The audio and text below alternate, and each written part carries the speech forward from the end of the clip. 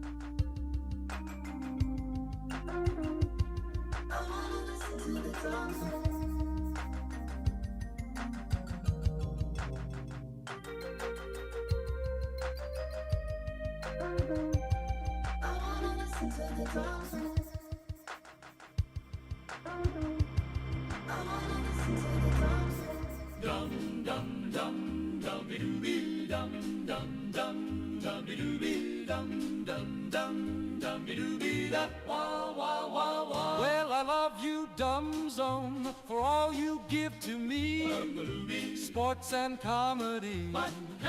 It's a win, you see.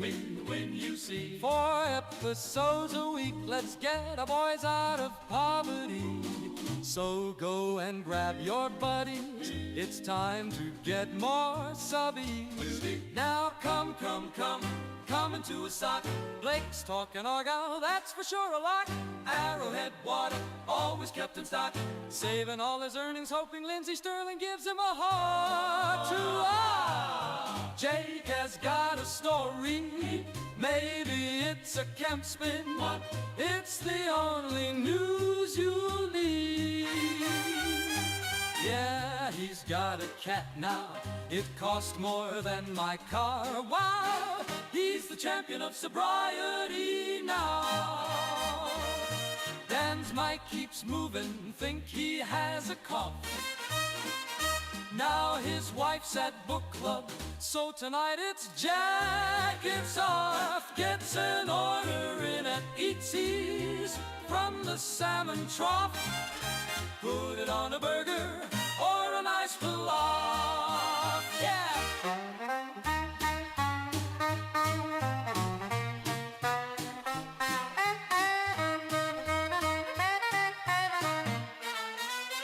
Dragging Dennis bumping, there's something always barking. It's probably Bodie. The show keeps getting better. They need subs now more than ever. It only costs you $9.60. Wow! So I love you, Dumb Zone, for all you give to me. Sports and comedy, it's a win, you see. 4 episodes a week, let's get our boys out of poverty. So go and grab your buddies, it's time to get more subbies. So let's get more subbies. So let's get more subbies. So let's get more subbies.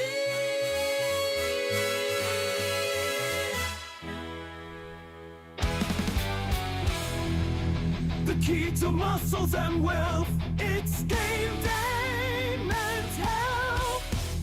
Yeah, I'm looking at my map here. We're out a little far away, Greenville way. But looks like we're closest to the Rockwall Game Day Men's Health. Okay. We'd like to invite you to stop by. Just want you to know, it's not just the Grapevine Great Game Day Men's Health. It's great. Denton, Fort Worth, Lakewood, Las Colinas, Rowlett, all over. Plano, the aforementioned Rockwall, gameday.dumbzone.com. Go in and get your T levels checked. It's over by me. Yeah. And they'll tell you what you can do about it. Free Walk check. in, yeah, they'll just tell you your testosterone level if you're just kind of curious. They might just give you a little pat on the ass and a thumbs up and say, head on out into the world, Tiger. Or they'll give you 10% off TRT for life. If you're feeling a little down, feeling sluggish, I'll tell you what. I went to the aquarium yesterday, and it occurred to me, this used to whip my ass. And now I have energy to do things with my family that I don't want to do. That should be the message of Game Day. It's going to make everything in your life just a bit easier. GameDay.dumbzone.com. The cares about a post? There are no posts and podcasts. Reset. I'm Blake Jones.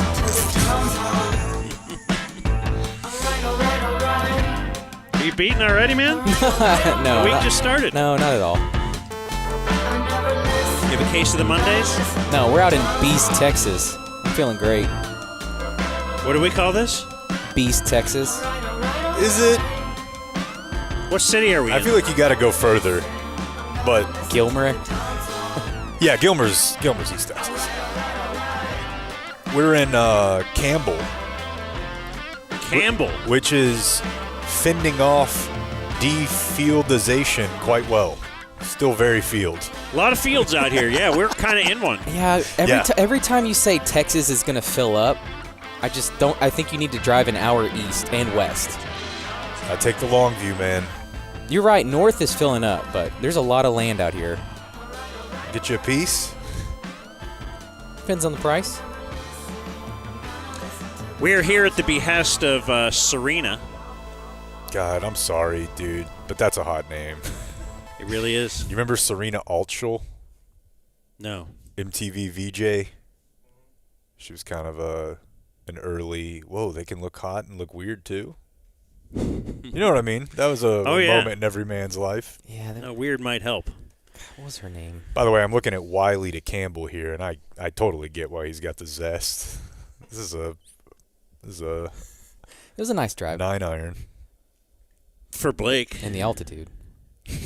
Yeah, anyway, we're here at the behest of Serena, but she doesn't really want us here. She just wanted to give a 40th birthday present to her husband, CW. Hey. Right? Yeah. Yeah, she emailed me about a remote. The CW. He used to be the WB.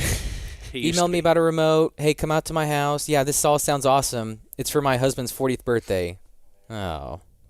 Why are you bummed out on that? Well, because when he thought Serena was just having the boys out. Oh, we're okay, like, yeah. That's the only reason we drove this on far. a Monday? Well, yeah. Hell yeah. Yeah. I need a little pick-me-up. No, CW's got to be in the top 5 of initials for someone who lives in the country. Yeah. Think about it. It's up there. CW McCall. And his brother Dave, who does not go by initials, he is proud of his actual first name. CW, hiding something clearly. We're in his, this is like, well, it's a garage, but it's like a big barn garage, and it's climate controlled. It's extremely cool. It makes me feel like I'm in shop class back in the day. But yeah. The wife certainly put together all the balloons, I believe, unless you did this for yourself. I thought he did. This is pretty sweet. We got to get a photo in front of it. But They there's road signs on the wall along course. with beer signs. Yeah, he got that Lone Star banner made. Wow. I don't know if you can cool. see it from right there or not. Yeah. I just saw this Dexter poster. I feel like he put that up for me. He probably did. Yeah. Everybody does everything for There's you, Blake. guitars on the wall. The whole world revolves around you, as God, you know. this is manly. Really manly. And then there's us. Yeah. Yep. Then there's us. I'm like asking him about. Where's the potty? Yeah. Well, I did. I went to the house potty. Perfect bathroom. Clean. The toilet paper was out on the right way, and they even had individual hand towels, disposable hand towels. So it was fantastic. I can't wait to drink as much as I can so I can go to the bathroom again. It's going to be great. Also, they had told us they were going to provide some lunch.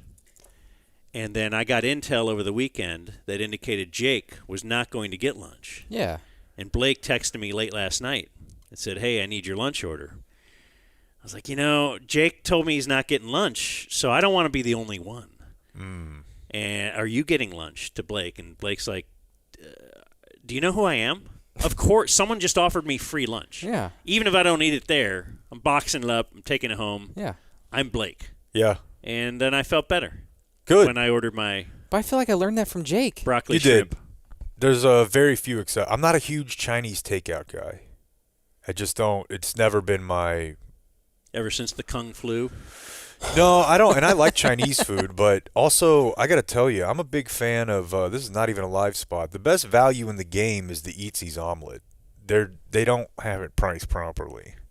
And this is for plebes, too, who pay regular price. And I'll get an omelet like that. It lasts me for 2 to 3 days every Sunday morning. So I have like a lot of food that I'll eat at about 10 on Monday. Yeah, the first time he told me about the omelet, I was with him because it's a good price. It's fantastic. And I was nodding the whole time. And then he said, and I get 3 meals out of it. Like, well, or you could just eat the whole thing. Yeah, like I do. Get a nice one meal. I eat little meals. Ferret style, baby. So on today's program, it looks like, it was a bye week. So we got to sit and watch football. Other teams. We'll call it other teams. I've got an edition of things that are back. I don't know if you guys would allow me that. Absolutely.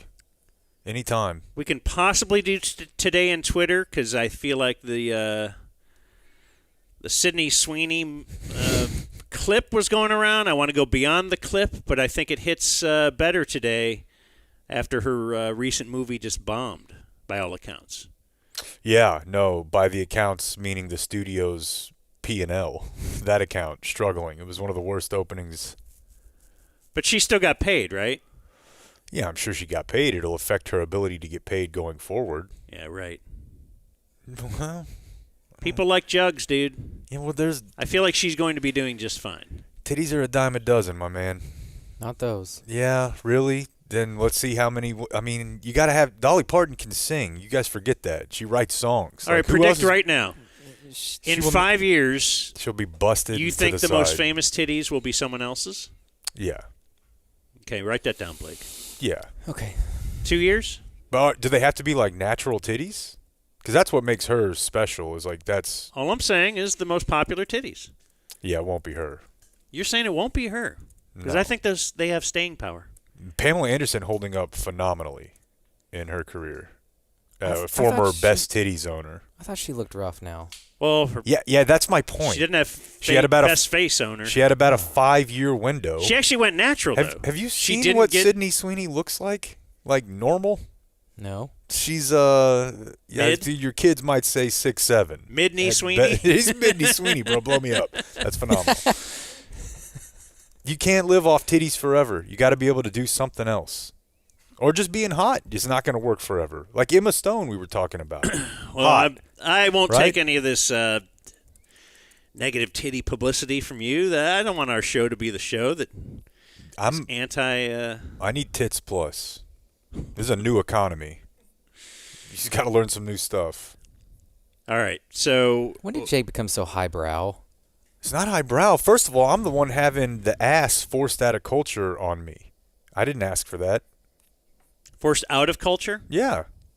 That was like the big conversation is like, well, and it's racially coded, obviously. It's like, oh, that's gross. Butts are gross. White people are back. So are titties.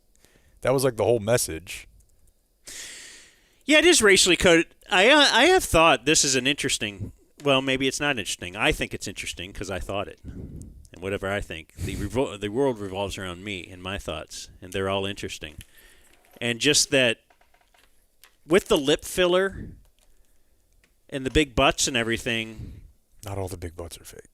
But are we? It's like the white man stole rock and roll from the black man and then appropriated it as his own. And now look, no, Elvis invented this, and everybody in the know will tell you, yeah, but this guy was doing this. Sure. A couple years, like he stole the moves, he then stole actual music, and like, you know, if there was no black culture, Elvis would not have, you know, been Elvis. Or the Beatles. So we like to steal.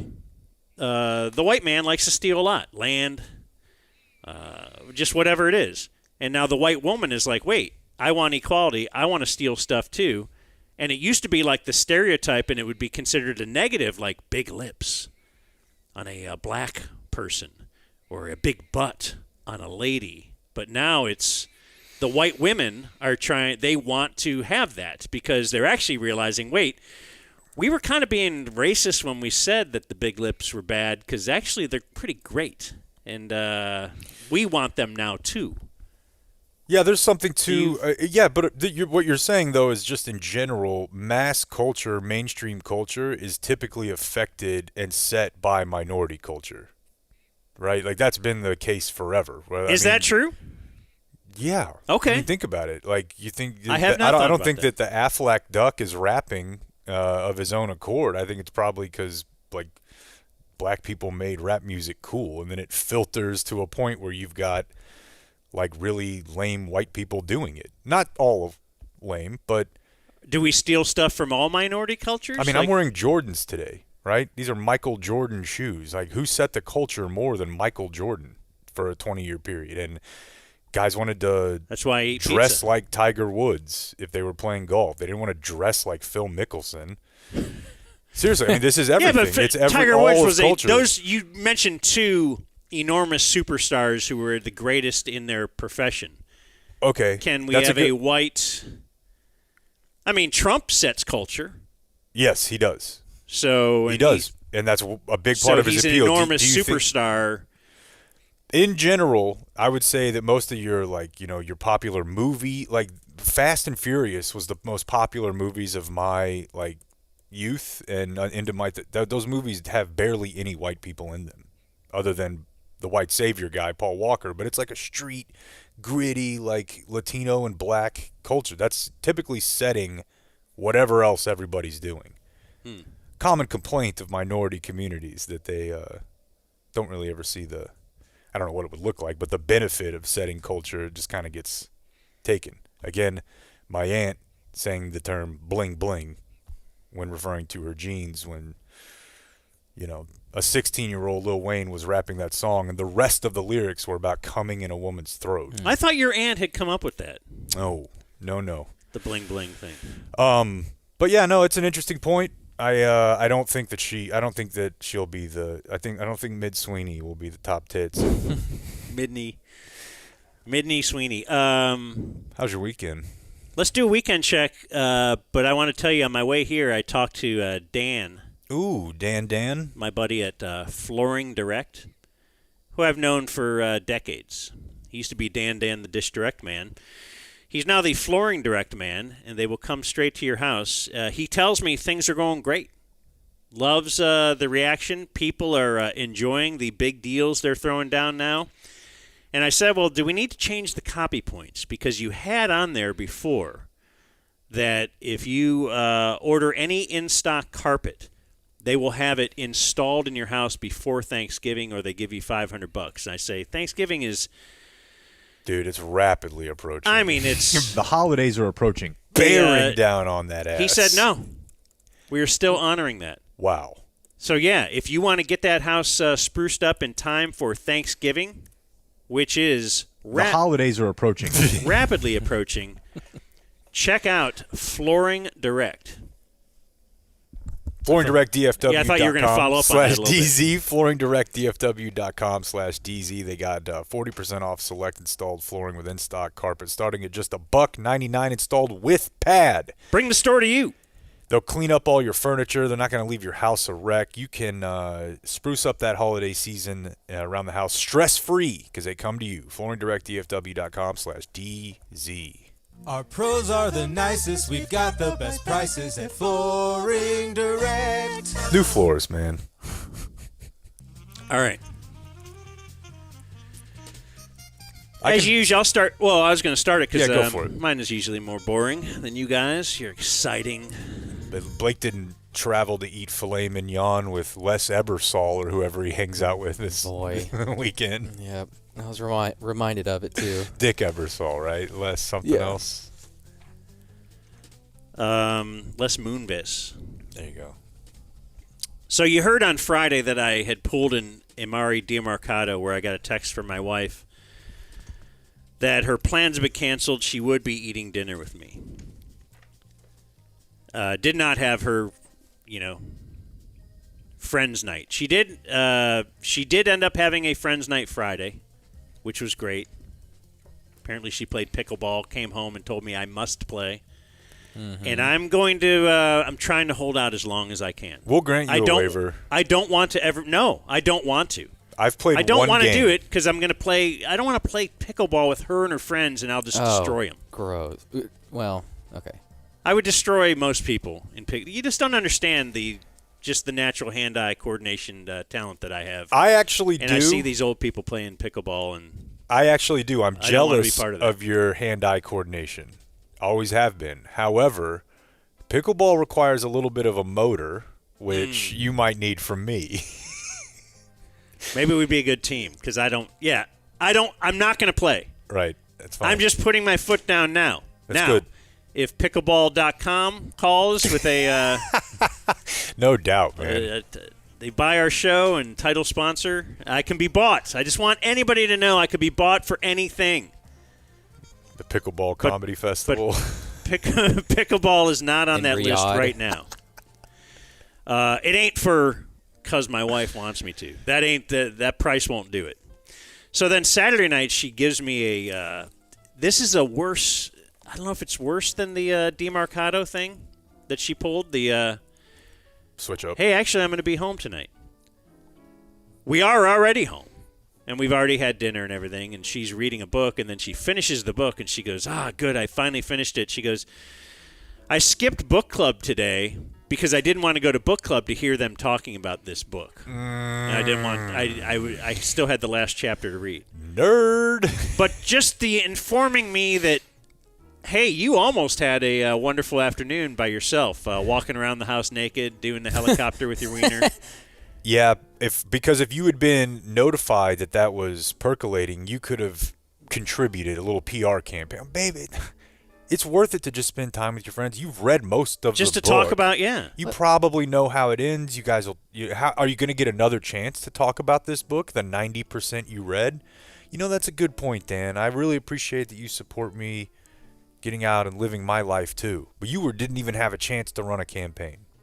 Yeah, a couple of days ago, you could have walked by as she's watching TV and said, "Hey, how's that book going?" Right. You could have got her on like a Read for America plan where she gets points for. I thought you had book club Saturday. You still got a few chapters. The same true crime documentary again. And huh? instead, it got dangled in your face how close it really was. It didn't get canceled. If it was me, I would hate to miss book club. But I mean, you do your thing. I mean, I value. We're not getting any younger, but you just take all the time you want to have. My wife. I think my wife is pretty hardcore about it, but I don't think half the women in her club read the book. It doesn't seem that committed. And my wife even said that. A lot of people don't even read the book, but she's like a purist. Like, I got to read the book. My wife be reading books, man. I feel like there's a space to have her on the show on a day where I'm not on, when I just take off my headset. I think both of our wives somehow have the time, like, first of all, I'm too busy at work. I can't really do anything around the house type thing. But I also have seen every TV series that anybody's ever mentioned. Right. And I've read 4 books this month. She just read the... I'm trying my hardest to read this. Cameron Crowe autobiography. Oh, yeah? And it was incredible. She said it was like... I mean, I get a 5-minute recap, and I'm like, damn. She read the Pamela Anderson... That's what she reads, right? A famous person's I'm into biography. that too. I like those. They're usually very interesting. So, you got one night. Yeah, I did get the that. Friday night and, did nothing. That's exactly what I wanted to do. And then just for Blake to know, I woke up this morning trying to get up early, especially today with a bit of drive ahead of us.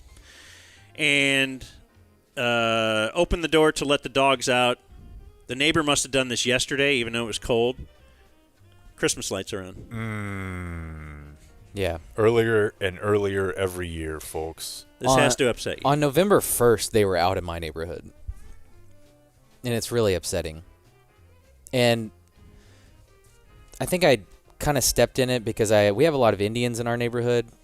And apparently they have a month or something of light. Yeah, I've heard of that. I don't know what it's called. It seems sick. But I thought, I don't know, if I'm... It's called Ramadan. No, it's not. If I lived in India, I don't think I'm popping firecrackers on July 4th. But that's just me.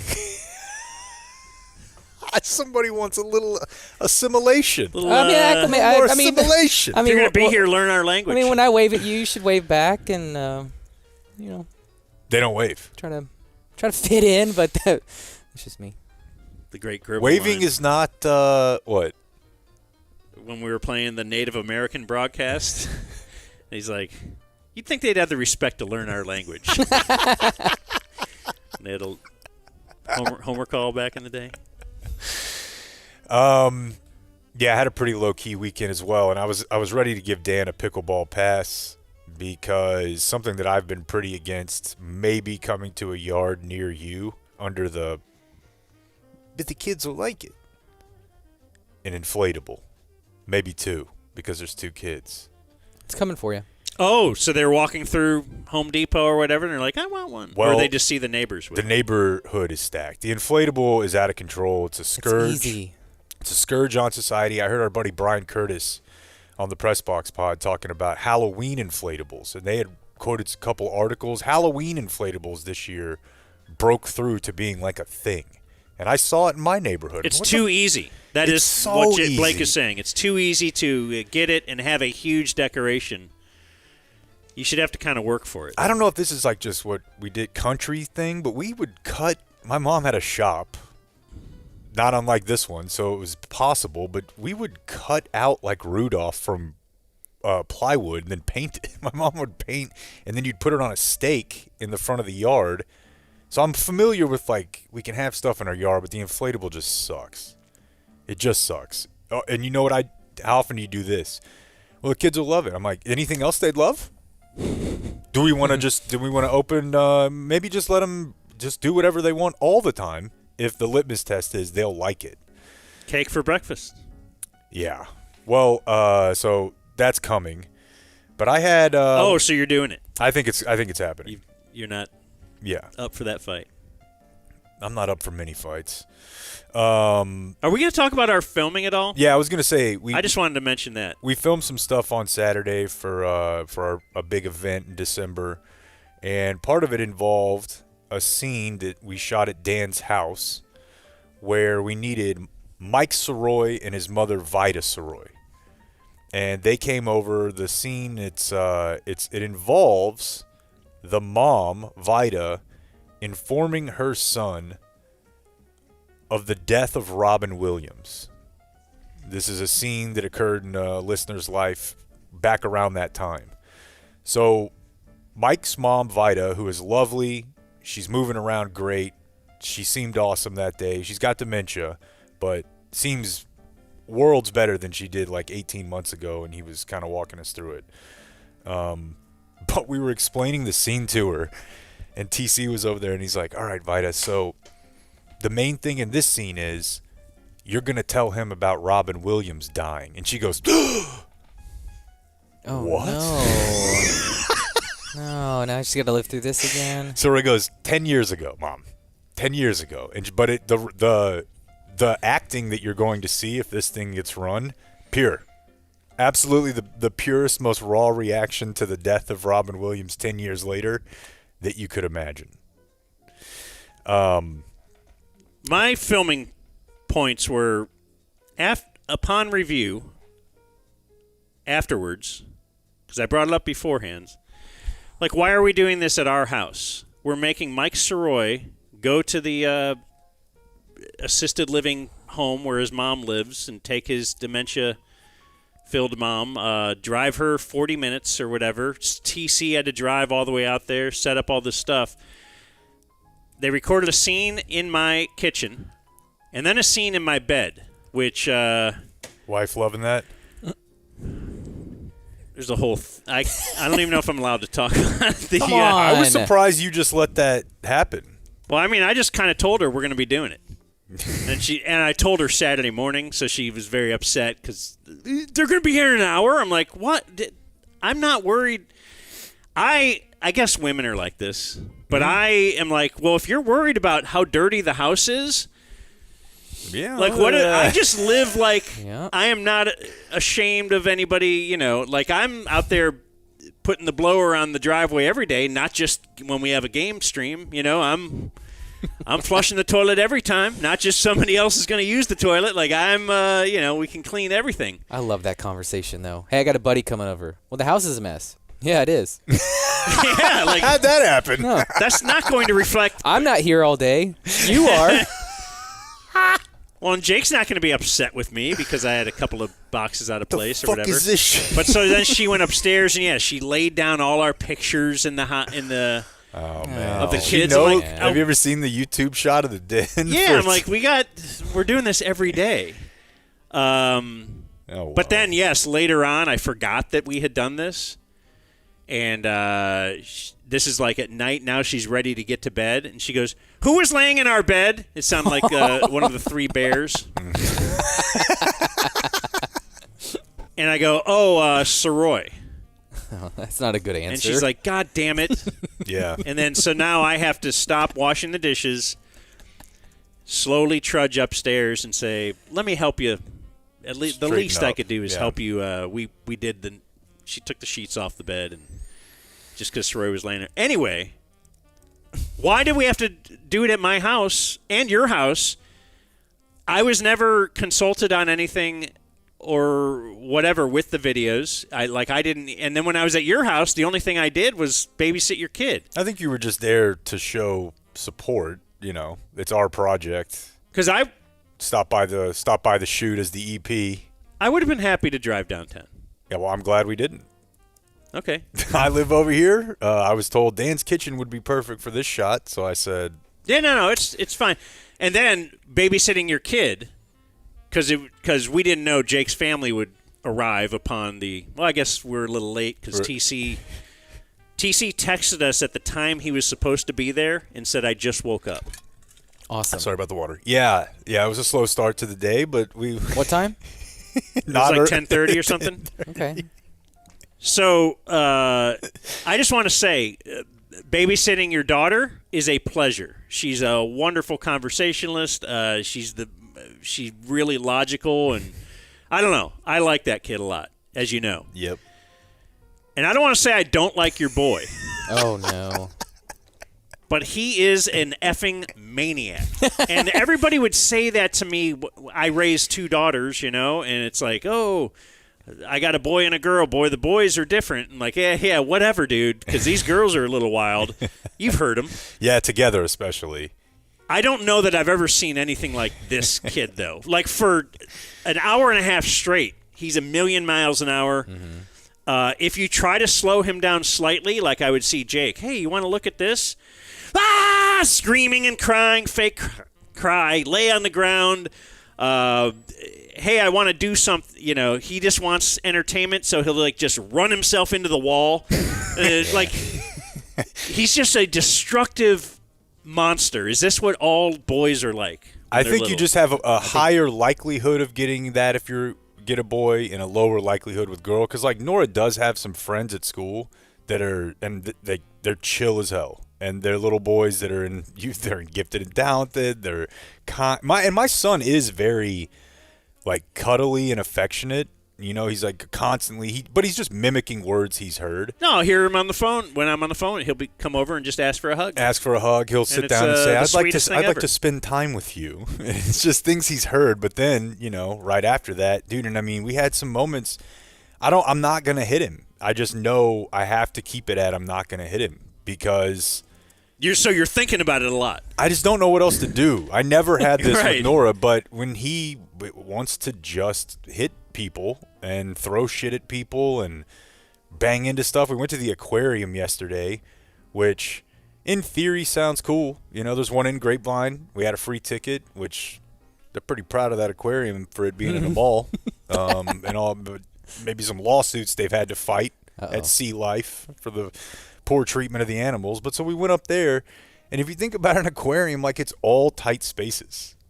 And the name of the game is you got to kind of walk through it. It's not a speed round, but he just takes off. He's running into other kids, and it's tight little quarters. He's banging on all the fish glass, and he's just like, I want to leave. And I think when you're in public, if you don't have kids and other kids are going crazy, you got to give a little pass to the parents. They don't want their kid doing that either. Most of the people there have kids and are cool about it for sure. I think that's changed in society a lot. I think 20 years ago, anytime there was a kid acting bad and I was a part of it, like an anti-breeder, I was like, man, get Get this, what are you, Right. I used to be like that on a me? plane if the kid's crying. Yeah. Now I've been on a plane with my kid crying, and I know, like, dude, I know that parent's probably doing everything they can. Yeah. Yeah. Yeah, that's about all I got for full weekend check. We made some soup. Soup season is upon us. We're having a soup off. Yeah, I was for Friendsgiving. On the cusp of a fire. Ooh, I thought about you. We did not do we a did fire. our fake fire, and I thought, I bet Dan. But they said there's a freeze toasty. warning, but I need it to be under 50. You know the Consistent under 50. More temperate weather is coming back next weekend. We're doing a late season camping trip. Yeah, it's gonna be like 80 Friday with Nora's friends. Yeah. Blake's weekend check can be brought to us by Trident Access Services. Is that what they're called? Yes. I just know them as Trident Garage Doors. They're my garage door guys, and they came over and hit you with a little tune-up. Yeah, is it the tune-up special? Is that what they're calling it? Oh, you got that too? Yeah, the fall tune-up. What'd you do? Check the springs and the roller things and the These guys probably know out here and the stuff. But they know about ball bearings. Peace of mind, $40, and they'll check it. And you'll get 10% off all repairs, installation, all other services. So upgrade that garage door, get it fixed. Look at this. They could do insulated garage doors. Be cold out there. Maybe you're a garage workout guy. Get you an insulated garage door. He's projecting. You don't know. It was cold in there this morning. You don't know how to fix your garage door. What are you going to call the guy in the neighborhood? You're going to call CW out in the country? No. I would. You're going to go to txtrident.com, bringing the country service to you. Mm-hmm. And your garage door, your gates. They give 10% off if you mention Dumb Zone. 10% off at txtrident.com. Wait, one more copy point if all those didn't do it for you? These are a bunch of Antifa slackers who veteran. Oh my goodness! And first responder owned. Wow. One of the owners is a veteran. Wow. The other is a first responder. I knew it. So pick your favorite one. I was thinking about that. I went to Home Depot yesterday and they have veteran parking. Oh yeah. I was like, I know. Looking around. I was thinking about it. How funny it'd be if a Space Force guy parked there. I mean, I guess it's real. That's one thing I was going to tell you guys about my weekend of football watching. UCF Friday night in their Space Force uniforms. Oh, really? We don't have video today, so I can't show you. But it says. Does it got stars on it and stuff? Dude, it's written in NASA font. It says space down their leg. You know, they play in Orlando, and I thought it was really, really lame. Space. When I first saw the release of the info, but then. I'll be damned, dude, when they come out of the tunnel. First of all, they do fireworks like crazy. I guess just because it's Orlando. But they also had like space lasers shooting out everywhere. Okay. And like Tron-style looking logos. Also, it'd be very funny if a home repair company was like, these guys ducked the draft. They are the most cowardly. Right. They listen to... Draft Vampire Dodger, Weekend. Right, that is not Trident. No. But their competition, yeah. Betas. Is a Beta Access Services. Claim this toe Right. Tina Fey shows up. All right, Blake. Well, I had my Friendsgiving on Saturday. Hey now. Which the only reason I can have one. What do you mean? You can't make fun of just me now. Just like with family photos. Yeah. So what is this? I can always count on Blake's wife to gay it up. Really, it's not about Thanksgiving at all. It's just like your friend group who you never see anymore and you need an excuse to get together. And you do it in November. Yeah. Just sometime. Did they enjoy that powerful mustache? They did. Are people commenting? Or probably just when they leave the room and they're talking amongst themselves? Like, did you see Blake's mustache? I had one person say something nice about it, but I forget about it in public, and I'll just get some weird looks in one. Like in the Cowboys press box, who'd they play? The Cardinals. A lot of the Cardinals beat reporters did not know what to do with me. Double I got take. I got a mound of food on my plate. I got a mustache, but I'm in an ill-fitting suit. It's good times. But I love it. I love everything about it. It's kind of scheduled around me, Cowboys bye week, and everybody knows it, and I hate it. Because I walk in and like, oh, hey, good to see you. Guess we're allowed to do You're like, something I now. haven't been hearing that at home up. all week, all season. I gotta put up with you. But yeah, so you said earlier that I missed my filet mignon in a press box, and boy did I, because at the Argyle game, last regular season game, we were in the Colony, and I show up and they said, we're going to put you in the visitors press box. And I was looking at, and I did this on purpose, I looked at the ginormous home press box that they had that definitely had room for us, but on the other side was just this little deer blind. And I was like, okay. So they walked me over and they said, yeah, we had some skunks and armadillos fighting in there this week, but I think we cleared them out. That's so Texas high school football. And I laughed. Oh, that's funny. And the guy was like, no, seriously, we sprayed, which it should be okay. Get in there, the windows don't open. They've been bolted shut. Maintenance came by, and Mexican guy couldn't really communicate, but I just heard pinche a lot, which meant that he couldn't get the windows open. Yeah. And it humbled me. Like, you know what? This is my roots. Right. I deserve this. I need to go back to this every once in a while. Not can't get used to SoFi. Right, or AT&T or wherever. So that was a night. It's it brought me back down to earth. Like, there might not be anybody else in America straddling both ends of the football spectrum so hard in their professional life on a weekly basis. Yeah. Who's doing that? Like, even the guy who does like his East Coast pre and post game stuff, or what? That guy's a radio host in New York. Yeah. I mean, yeah. Most doing a game in a deer blind, and then the next I'll be in Allegiant Stadium in Vegas. Would you rather be in a deer blind, but then you just drive home, or at AT&T and then you have to drive Steve Berline to the airport? Give me the deer blind. But you got all the other things that come with AT&T. You got the taps, the cookies. Give me the deer blind. I don't want to hear about his fantasy team. I don't want him to sleep in my front seat. Government shutdown's over. He may have some. Yeah, he's got to have hot opinions on that stuff. And I can't stop thinking about him popping that Snickers mid-steak. People have been tweeting me stuff like that. Like, why? What? Is it a palate cleanser? I need to know. Like sorbet. Ask him. Has Argyle gotten their game yet? Lovejoy. Again. Yeah.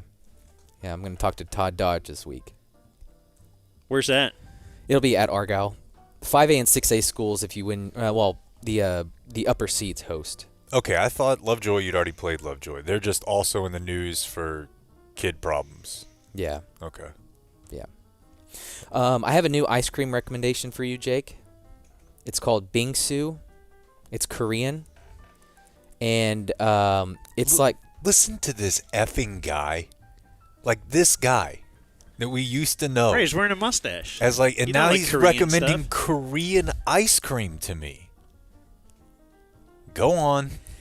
I had to meet the wife. We had to leave a car somewhere, and we left it in this Korean outlet center where it's got your ice cream, your pho, your grocery store, probably your something, everything. Yeah. And Brooks had been good, and I was like, you know what? Let's get some ice cream. And walked into a place. I don't remember the name, but it's like shaven frozen milk, and when you eat it, it's just so light. It was incredible. I think you'll love it. Wow. So it's like almost like it's like shaved ice, Dan, like almost like a shaved ice, but instead of that being water and flavor, it's milk. Yeah. But it's not. I mean, don't picture a snow cone, because then you're just like eating a mound of ice. It's not. It's just shavings of milk. Wonderful. Is it North Korean or South Korean? Don't know it. I've got a. It's the whole Rolodex, isn't it? I went. Yeah. Actually, no. I was just looking at the outside of a restaurant near the Kroger by my house, and it said it's an Istanbul. Istanbul is in the name. Yeah, Turkish food. So I'm like, would I like anything in there? You absolutely would, although it's a lot. Yeah. I mean, it's just rice and meat, right? Okay. Skewers, big on skewers. Feels like rice and meat. Half of the world is like, that's our thing. Mm-hmm. Yeah. And I like that. Yeah, and it's great. The parts of the world that don't think that, I don't want to eat there. England, Northern Europe, right? Potato-based Pass. diet. They offered you some meat and rice today. I know. Lay off me. They're already judging me. Was it just like you weren't sure about the Greenville? No, you heard me It's not say it, authentic. which was that, if it's making it in Greenville, it's probably pretty good. But They're eating our pets. I'll tell you what it is. It's because when I order Chinese takeout, I have a little baby bitch order, and I didn't want to tell you. Like, I don't want all the shit on there. I want the meat and the You don't rice. want the vegetables? No, not from that. All right. I don't like vegetable sog. So along with telling my wife that the house is messy when people are coming over, I'm seeing how long I can do this, and right now we're at 6 days. I'll go to wash my hands in the sink, and there's no soap in the dispenser, and so I'll just hammer it, and no soap comes out. That's so old man. He just learned his entire domestic life from Kevin James on King of Queens. Oh, no soap. And then let me do this one. I went to the Stars game last Thursday. The boys are looking good. No, they're not. They are now. And didn't they win their last game? They lost the game I was at. Lost the game I was at, and but it was cool. I mean, I think pound for pound, those are probably the best fans we have around. Yeah, it's fair. The Stars fans are diehard. And the game was cool. I was there with a bunch of buddies for a guy's birthday. But I'm a moth to a flame if there is someone on their phone in front of me. Dude. And that's all I could watch. I thought about getting a screen protector thing, because there was a story a couple of months ago about some politician. It might even have been at the UN. And, like, you could see their whole notes thing, like, open in an AP photo. And I was like, hey, idiot. Because, like, when I'm at a game, I'm doing if I'm just texting my wife, whatever, I'm like, dude, I just don't want it. Let alone when it's D-pick time. This lady was shopping for a couch. And I couldn't stop looking. That would be a great Twitter account. Rather than, like, old guys tweeting, like, I'll pay for it or show me it. It's just people having the most basic searches in Arena. Are we as a society more productive than we've ever been before? Because we have people making phone calls while walking through the grocery store. We've got people looking at their phone while they're at a Stars game trying to buy their couch. Like, had this happened 20 years ago, they would have had to wait until the weekend to go worry about that couch. But so in theory, she's getting that done, and all this other great stuff is getting done. Or is she now have more time to watch Love Island? Yeah. Yeah, but is she TV getting shows? as much out of the game as she would have 20 years, 30 years ago? There's more entertainment available than ever before. Yet it's also fragmented. So it's like, are more people watching TV than when watched Cheers finale at 40 million or 60 million or whatever, but is there still 60 million watching a night? I don't know if the number matters as the raw number as much as, like, throughout the day, how much entertainment are you taking in? And it feels like it's higher now than it was when Cheers was a thing. But also it's a mindset. I mean, one thing I did this weekend, and it's a kind of a lame mindset, but I pulled a McDowell. I got my car washed, and they were like, it'll be about 45 minutes. So I went for the jog and listened to something for the show, like, while they had my car. Why is that lame? Well, it's just before, like, I just think most of the guys in there are like, I'm going to sit down for a minute. Mm-hmm. But for me, I'm like, I can bundle. Yeah. I could go for a run. I took the weight vest to the car wash, Blake. Damn. Do you wear the weight vest over your stuff? No. And it's a problem, too, because I'm an old school weight vest guy. So I've always been covering it up. But now that everyone is doing it, the women definitely don't. They look like cyborgs out there. Yeah, they're out there. I have a... But they're making me look bad. I'm out there mine's covered at on a all neighborhood times. walk, and here comes this lady walking, in the weight vest. Yeah. Like, boy, I'm a puss. No, I cover it up. And I tell you, the most douchebag clothing article I have was sent to us by our buddy from the Brewers, and it's the sleeveless hoodie. Do you wear it? Yeah, over the vest. Because now, and I've got regular shirt on, like a long sleeve shirt on under it, but the sleeveless hoodie, dude, you put that on, you feel like a ball player. Yeah. No reason for a normal guy to have that At all. article of clothing at all. We paying $7,000 for a couch? What? I don't know. I don't know what couches cost. Man, I think we just bought a nice one for half that. But Well, you must be in good seats. I splurged a little for my friend's birthday. God, then you took him for Korean ice cream, It and was a different day. I did see him at Friendsgiving though. But then they were looking. It was a couple, and she had pulled up the map. They were looking at their kid and where he had driven, and there were a bunch of red marks on 35, and I think that was like all the times he was speeding. Wow. And so she was showing the phone to him, and look at this. Look at this. Oh. God, the world, I don't know it. Yeah, I don't like that I app. don't recognize it either. at all. What's that, Life 360, right? Yeah, and it's easy for me to judge, but I don't know if my kids are 16, maybe I'd want to know. So I don't know. It just feels intrusive. And then finally at the end, they put up, listen to the post game show on the ticket on your way home, and they played the Regonk drop, which is funny that's still a thing, and that's still, In the arena they did? yeah. But I thought it was kind of weird because, like, TC doesn't work there, hasn't worked there for a long time. The reason it was funny was because of y'all. Y'all aren't there anymore. You've been erased from ticket history. It felt odd. It's a little weird, yeah. But I'm sure there's a few people in there that, to them, it just means ticket. Yeah, it has nothing right. to do with TC. And whoever's firing Bad it probably radio hangs on. doesn't know anything, but still, like, I don't know. It just felt a little strange. Yeah, did you stop by the post game show, the Victory Plus post game show? That's a real sight to see, fellas. They're still doing it. It's the cheapest looking thing I've ever seen Down a in the team roll hovel? out. Yeah, it's a podcast. What do you mean? Well, they used to have a studio, a proper studio, and they wore suits, and they would show you things in studio. Now it's just two guys. It's Brian Ray and Oh, you're not probably talking about the ticket Brent. no, But they do it in the ticket hovel, and it's they do? They just set up a camera, like yeah, a it used to be one-shot. set up over in the Yeah, they did it at the club arena. level or whatever. Yeah, and then the away, I It don't looked know very- about the away ones, but it looks terrible. Why aren't they doing in arena anymore? I don't know. Don't know it. So the TV show is in the one on Victory Plus, yeah. the ticket hovel. It's very cheap looking. Well, where does the ticket post game show do its thing? Probably I up don't know. In the arena? That's a great question. We used to do it. For a while, we did it in the old Number 7 Club, and it was it was so untenable. loud. Untenable. Dude, they used to have us do it right outside of it, which was even louder because it's across from the bathroom.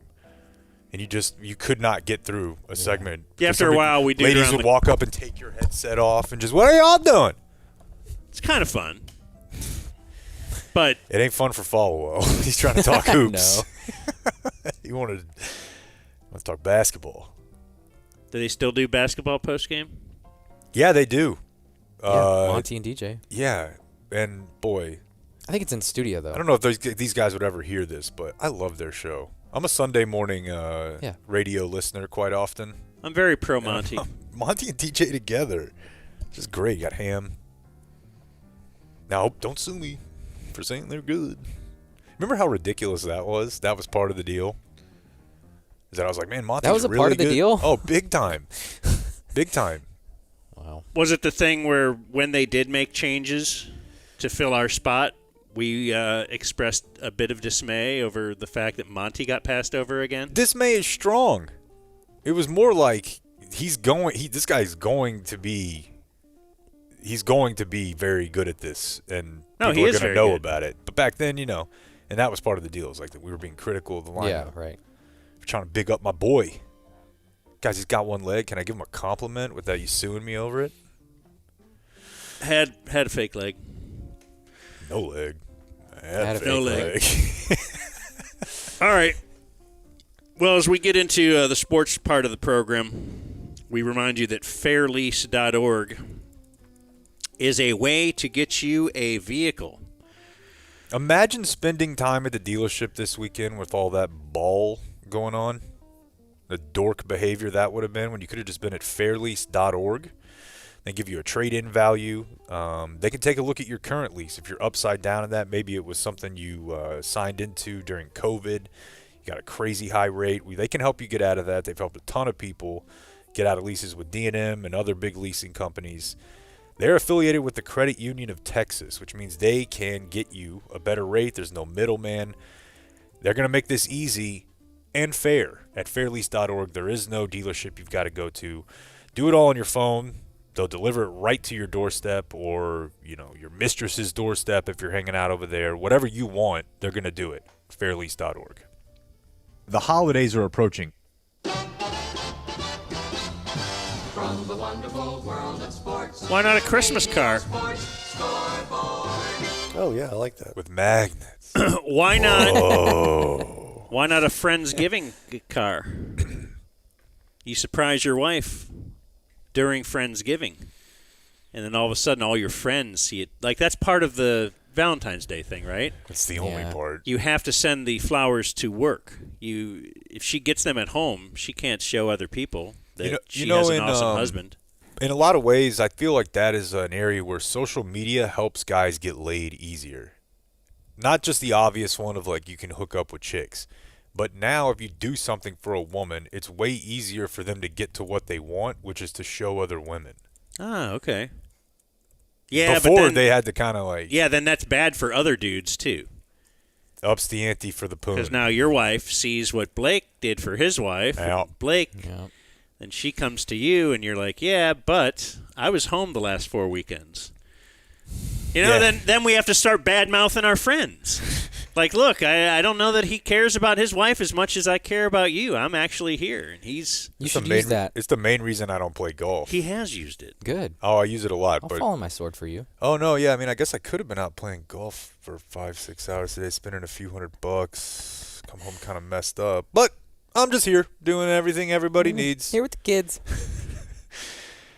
What a weekend of football. What a weekend of football. I'd like to say something about YouTube TV. It doesn't look like this is going to get resolved anytime soon. No, I got an email about a coupon. Right. And that is a complete scam. That is, man. They've scammed you. The mechanism. Right. Most people won't. Half the people won't even see that email. And then the people that do, of that, how much of a percentage of those people will actually go through the steps to get their $20 one-time $20 discount. They could just give everybody a $20 discount. They have the information. Yeah, it's tough. It feels like when a candidate that you support or something drops like a term, you're like, ooh, I don't think I can. I'm riding with YouTube TV here. But then this is just basic corporate greed. Yeah. You could easily just do the credit. They could do the credit for 3 months if they wanted, and it would barely be a hit. They could give you $20 back for 3 months while they work it out. It's funny because it's very, very frustrating. In reading about this too, ESPN is talking about their wonderful programming that they have, and then I saw some arguments online as the only reason I have ESPN is for the sports, and I would say I'm in that camp squarely. I don't know what percentage of people are upset about YouTube TV because they can't watch McAfee on YouTube TV, or if it's because they can't find their game. Yeah, right, because you can just watch McAfee on YouTube. Or Screamin' A. Smith, or just whatever other shows they have that they tout and they pay people a lot of money to do. Would that even raise a ripple, though, if they didn't have any live sports? Would you even care that they're off YouTube TV? It's one of the great mysteries. Why those guys with McAfee? It clearly makes sense. They build the brand around him. They put him on Saturday mornings. I mean, at least in my world, it makes sense. I don't really vibe with the guy, but Stephen A. Smith making $30 million a year or whatever it is now, I simply don't understand it. I don't know anyone who's like, I've got to get to Stephen A. Smith for what he says or his show. Kendrick Perkins. I don't know how all that works, but it does seem that a huge part of their McAfee proved it before. He had the big followers before and then went over. Like if Stephen A. Smith left now, he would certainly leave with some of his audience that he has. But is Stephen A. Smith as big as he thinks he is? Well, I mean, they pay him that much, so he's got reason to think that. That's what I mean. LeBron cares what he says, but if he was not on ESPN, but he was somewhere else, I don't know. Is Skip Bayless a good? Well, Stephen A. is still in his prime. Stephen A. somehow has juice. I just don't know with who. Like, LeBron legitimately cares what Stephen A. says about him and will confront him about it. Why? I don't know. Like, it doesn't make any sense to me. But LeBron's also in the game of clicks, so he knows I'm going to go after. But that's half the reason I think they keep Stephen A. is because they know the players will give him shit back and forth, and then it becomes like a story. I'm not going back down. The Micah used to love to. Yeah. Anyway. I'm not happy about it because it just fragments your Saturday experience tremendously, not having ESPN in your multi-view, which I know is a first world problem, but switching back and forth from YouTube TV to the ESPN app. The ESPN app is shit, too. You might want to mention that. It is. Yeah. So online and on TV, it's not good. Yeah, does Hulu TV have it? Like, I if I get so. Hulu with all... Well, I think so. But then I've heard that is a little more clunky to deal with than YouTube. Anyway, whatever happened to PS View?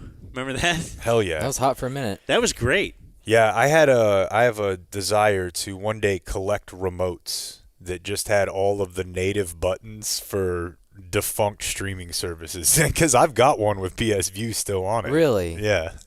There's some hilarious ones. Like, did you think that was going to make it?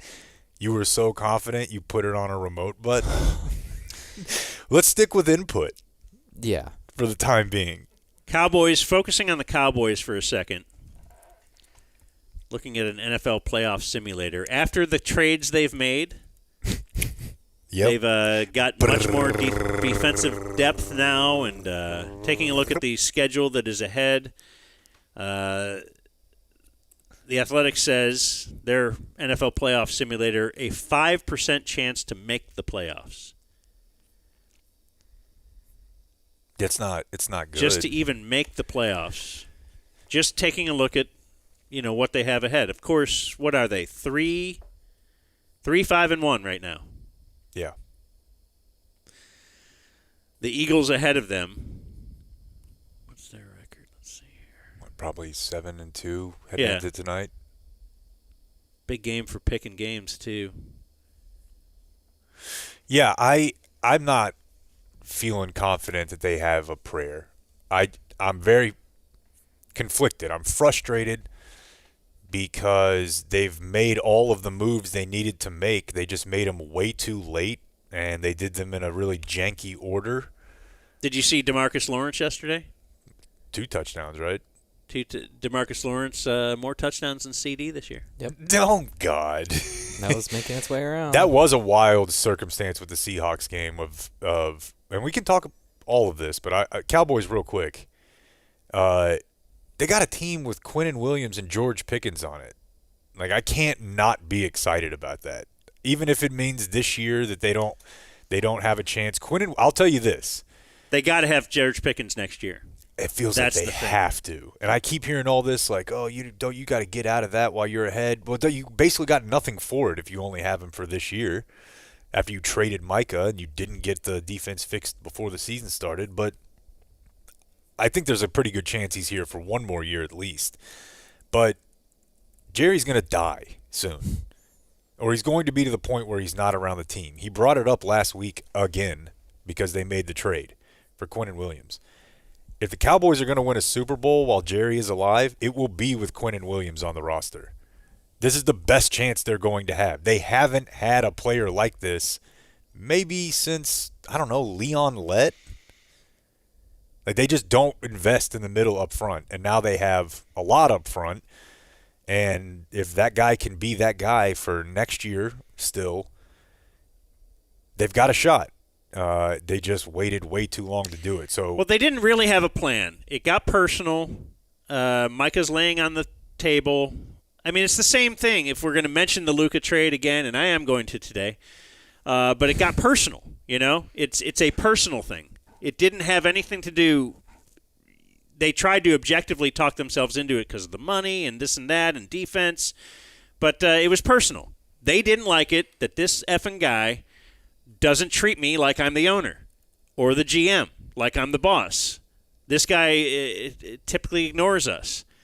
And the thing with Micah got deeply personal to where Jerry was offended. Their handshake deal didn't work out. And Micah, I blame him quite a bit, too, for this. Now, Micah is still, he's making tons of money, more than anybody, and everybody's going to do fine in this in the end. But the team wins and losses.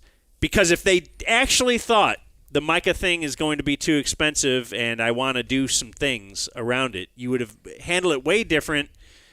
You might not have let DeMarcus Lawrence go this year. Sure. You might have hung on to him for at least one more year. You might have, still made these moves that you see that they've made, but in a different, order. Could have had the picks for the draft. Could have had the picks for the draft. Could have had, just what else would you have done in free agency possibly? But, of course, we said this last year when they were with, negotiating with CD and Dak at the same time and saying we have no free agent money because look at how much these guys are costing right now. They're not in a great spot for the rest of this season. I do think getting another guy that is fun and wild and game wreckery will at least make the rest of this season interesting. We'll see what happens. And then I hate to say that it's about next year because Pickens could be gone. Any it's number so of guys weird could to be say hurt. that after 8 games. The schedule and the standings are just going to be real bitch, man. I mean, they're just going to have to win 2 games that nobody expects them to win. That's the main thing. Yes. Because look, that can happen. Look, the Dolphins beat the Bills yesterday, right? The Lions last year got beat by the Commanders in the playoffs. It happens. The problem is, if you look at their schedule right now, they did have a game where they overperformed, so they tied Green Bay. You thought they should have lost that game. But where else on their schedule are you saying that they have overperformed? The close loss to Philly. So a tie and a loss are where you say they played better than we thought they could.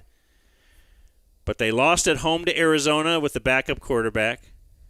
They lost on the road to Carolina, which may prove to be that's a worthy loss. Well, they're pretty up and down, but they're probably evenly matched. But they don't. There's no indicator that they play above their pay grade. Where we do see the Giants beat Philly earlier this year. Who did Green Bay lose to? Pittsburgh. So there are some games that you said, like the Arizona game, you were saying that is a must-win heading into the break if they are to be in contention. Yeah, the number might say 17 to 25%, which would still be low, but it would be you'd feel like you had a chance, and you come out, you get above 500 after the bye. But there are no more breaks on. Well, you could lose that. Like Vegas, they have to win that game. Obviously, Washington and New York, which ends the season. So there's 3 wins that are teams that are clearly lower than you, and you have to win them. So that only gives you 6 for the year, though. Wins. Yeah. So now, can you get yourself to 10 wins when the other games are Philly, Kansas City, Philly at home, Kansas City at home, at Detroit, Minnesota at home, at the Chargers. That's 5 games, and I said to get to 10, you need 4. Yeah, it's very unlikely. It's extremely unlikely. You could see some because there's situations where they could get in at 9-8-1, but it would take a lot of losing, a lot. So I don't, it's not a great situation. That's why I want to focus on Quinnen Williams because a couple of years ago, the Jets were on Hard Knocks. This is when they got Aaron Rodgers. This was 2 years. What was last year? Where was Aaron Rodgers last year? Still with the Jets. Okay. This is the year of the Achilles tear. Yeah. So this is his first year there, and excitement is very high. Like they're talking on paper, this could be.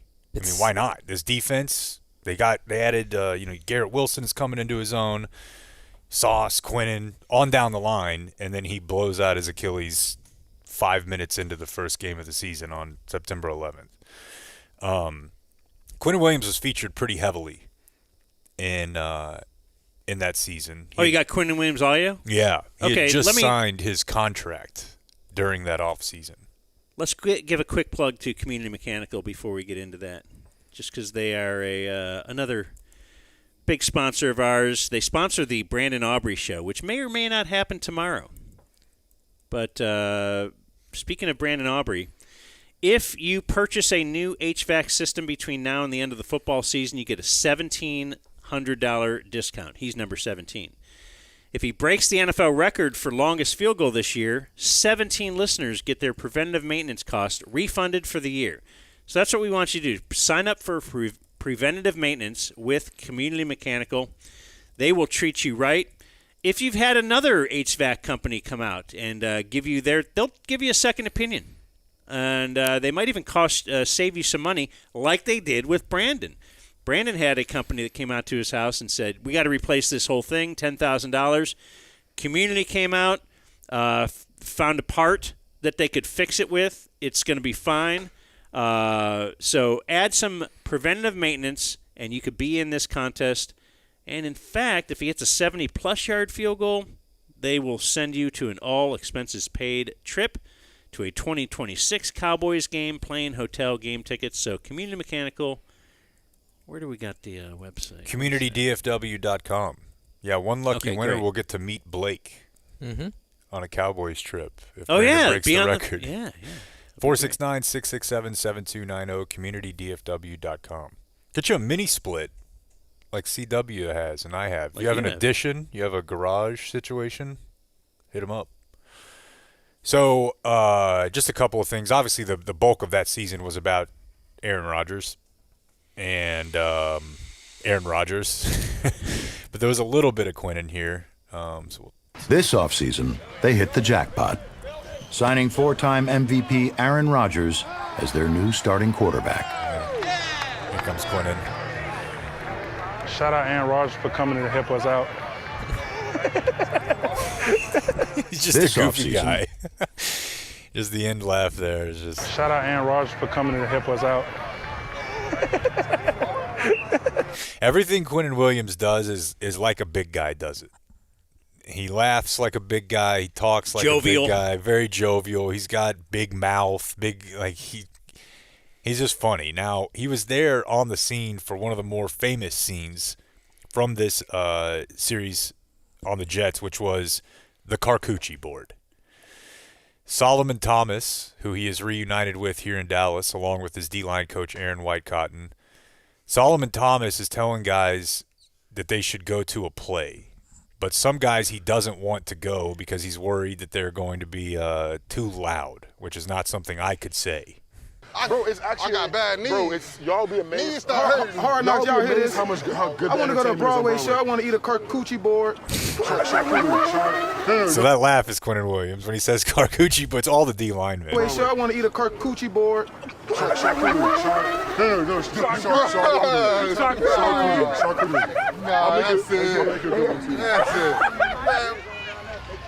That's the coach? That's the old coach from the Cowboys?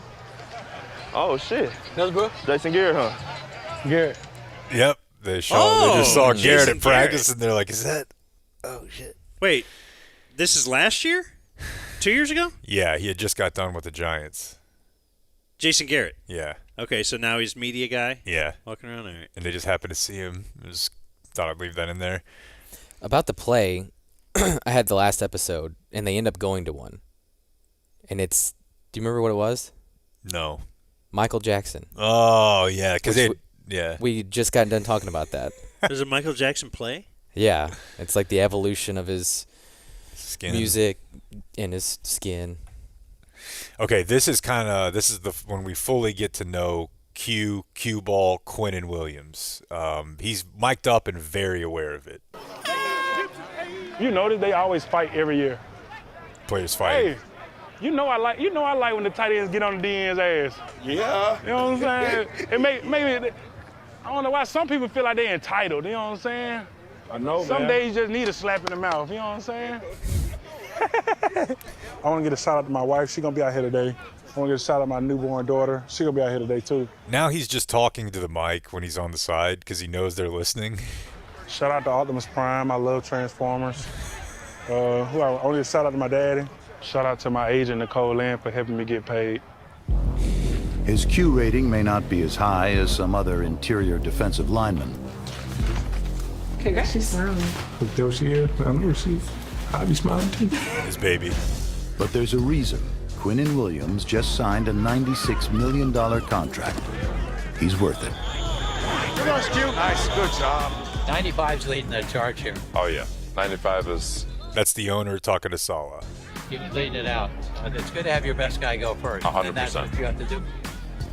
I don't know if Joe and I would not have advocated to pay him if he wasn't the type of person he is. You know, he's It's a lot of money. it is, and he's the right person to give it to. One of my coaches, he always told me, money make a person who they already is. So if you're a bad person, you're going to be a rich bad person. If you're a good person, you're going to be a rich good person. So I feel like I'm a good person. I feel like I'm a good athlete. And my main thing is not the money or different things like that, but leaving a legacy. Attaboy, cue ball!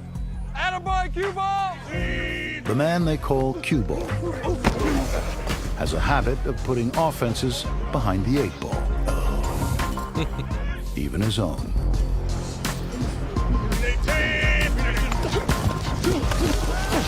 It was the Jets offense. Time out! Time out! Time out! It's just like you see when Micah was at practice or Myles Garrett at practice. Your offense can't run its plays because he's just effing everything up every play. He's great, and as you could tell, is a fun-loving dude. That sounds like Shoddy's going to have a great dinner. Oh my gosh, yeah. Just get the personality guys in here, and Shoddy will definitely be. Yeah, I mean, he might be as funny as me. No, he's definitely gonna say like, oh, I know what Q could do on the field. It's time to get him in there and see how good he is at shooting free throws. Oh my God, this is when they had a joint practice with the Bucks, and he's doing a little big guy humor here. Oh, shit, good fucking play. Good fucking play. Number 95, Quinnen Williams, the man they call Cue Ball, keeps racking up wins. Isn't it solid? Racking up. Come on, man. I'm him, bro. Come on, fuck. What you expect? Come on now, man. Told you, man. Action louder than words. Come on now, coach. I love that guy. Mike Evans called me fat. Do you remember this? What did he say? Mike Evans called me fat. Oh. They have a joint practice at the Bucks, and don't remember that. he's really hung up on it. Mike Evans called me fat. He called me fat, bro. Mike Evans. Bro, I lost weight this offseason. I look fat. Now I'm self-conscious, bro. Yeah, I would say you're not skinny. Damn, bro. I would say you're not skinny. Thick. But Thick? I think you fit for a non-skinny person. You're Oh, fit you for think a non-skinny person. Do I look good to be 300 pounds? Okay, cool. You proportionate. Fuck you, John. You're proportionate. He's a fun dude, man, and I don't know how this is all going to work. He's not like a guy you worry about, like maybe with Pickens. He's just a guy who could be a leader, which it doesn't seem like they've really had. You know, Deron Bland makes a lot of money, but he's a guy who kind of is chill. Overshown seems like he could be that guy, but he's going to have to be on the field and not have drop foot like Jalen. So, you know, you think about where they are. If the guy's in his prime, doesn't mean he's going to be here for 6-7 years, but if he's able to give them a few, this is the best chance they're going to have. Because it lines up with Dak, too, right? Are you thinking 5 years from now you're still getting MVP contingent plan or contingent plan from Dak? No way.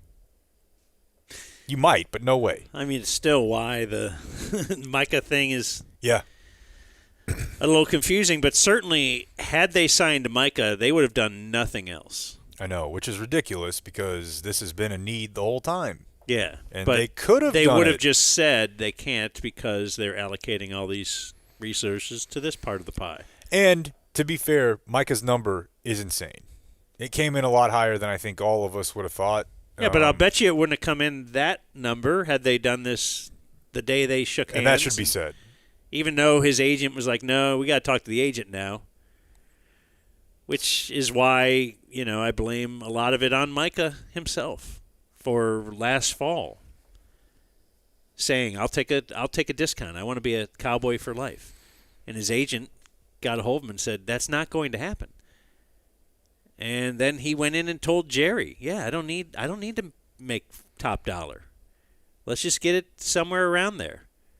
And again, then when his agent called, he's like, no, that's silly that he said that stuff. Let's do it now. I bet if you could strip all the pride away, that Mike would be like, yeah, I kind of wish I would have stuck around. That would have been a little Well, yeah, no. Have you heard Michael Irvin talk about it and just talk about the sense that if you're a Cowboy for life, I mean, look, if you make $100 or whatever he's making now, $50 million a year, $40 million a year, you're going to be fine. But Michael Irvin even saying, being a Cowboy for life is a different kind of a thing because you are. I mean, he lives off of that. He doesn't pay for food in a meal in Dallas for sure. Probably doesn't pay for ladies, whatever, drugs or whatever he's still into. Yeah, it feels like a very youthful move, generational gap move to be like, no, I don't. It's about me. I'm gonna go. And then later on in life, you look back and think that I don't know if that was the right call at all. Yeah, I wonder. And now if he wins a couple Super Bowls in Green Bay and the Cowboys continue along the Cowboys' way, then he might actually think that was the only way I was going to win is by leaving. Did you see the bit where supposedly there was a poison pill in the trade? I did. So a little bit of, shrewd business by the Cowboys that if the Packers elect to trade Parsons during the contract, if they trade him to an NFC East team, then Green Bay owes him a 28 first-round pick. Yeah. You don't see that stuff in the NFL a lot. You see it in the NBA. I feel like the last time I heard about this is when the Packers traded Favre to the Jets. Really? I think there was something in there on you can't trade him. Like he ended up on Minnesota in a year or two. But it had something to do with you can't move him to. Like Minnesota was kind of a stacked team at that time too. And it was like, boy, if they just had a quarterback. Yeah, and I mean, and then when he went there, they actually did. It's obviously about the Eagles because they'd already inquired, but Dan Quinn's sitting over there with a pretty feisty roster in your division as well, so you might as well just put the whole division on there. Do you think Minnesota? I don't know. I don't know. Because the Seahawks might be the best team in the league right now. Right. They have to regret the Darnold thing. It's just so tough because you just. But do they even? I would have really liked to see them sign Aaron Rodgers this offseason because Aaron Rodgers wanted to go there because they're a pretty good team, and they just now. Does Aaron Rodgers is he even as good as Sam Darnold today? I don't know. I'm done kind of making those like didn't look like it against the Chargers, like sweeping proclamations because you look. I mean, I know they lost last night, but Aaron Rodgers has looked pretty damn good this year.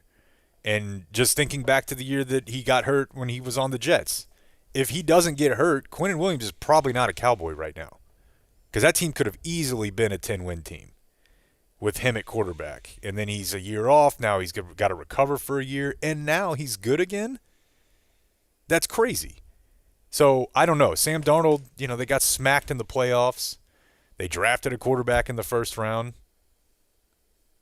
It's a complicated thing trying to figure out your quarterback spot in the NFL. Man, let's take a look at that Jets game real quick yesterday. Again, all the picks I didn't pick for my triple play were great. Like I wanted to pick the Jets, remember? I do. I had to confirm that you didn't because I was proud of you for a minute. And then you picked the Browns. What are you doing? I don't know. I didn't, All baked. No, I just it was listen, you guys know when I send my picks. I send them Saturday morning. I have a reminder. Why? I have a reminder. Jets beat the Browns 27-20. Let's see. The Jets had 170. How many yards total did their offense have? They had less than 175 yards in offense. Since 1950. Oh, no. If you hold your opponent to 175 or less yards and don't turn the ball over, which the Browns did, you're 225-0. Oh, my God. Making history. The Browns, the first team to lose. Justin Fields. No one else came in at quarterback. He played every snap at quarterback. He threw for 54 yards yesterday. Yeah, it's a tough watch. There are haves and have-nots in the NFL. Cowboys very oddly in the middle. But, I mean, you saw it yesterday with those late games. Just teams getting bent over. Oh, yeah.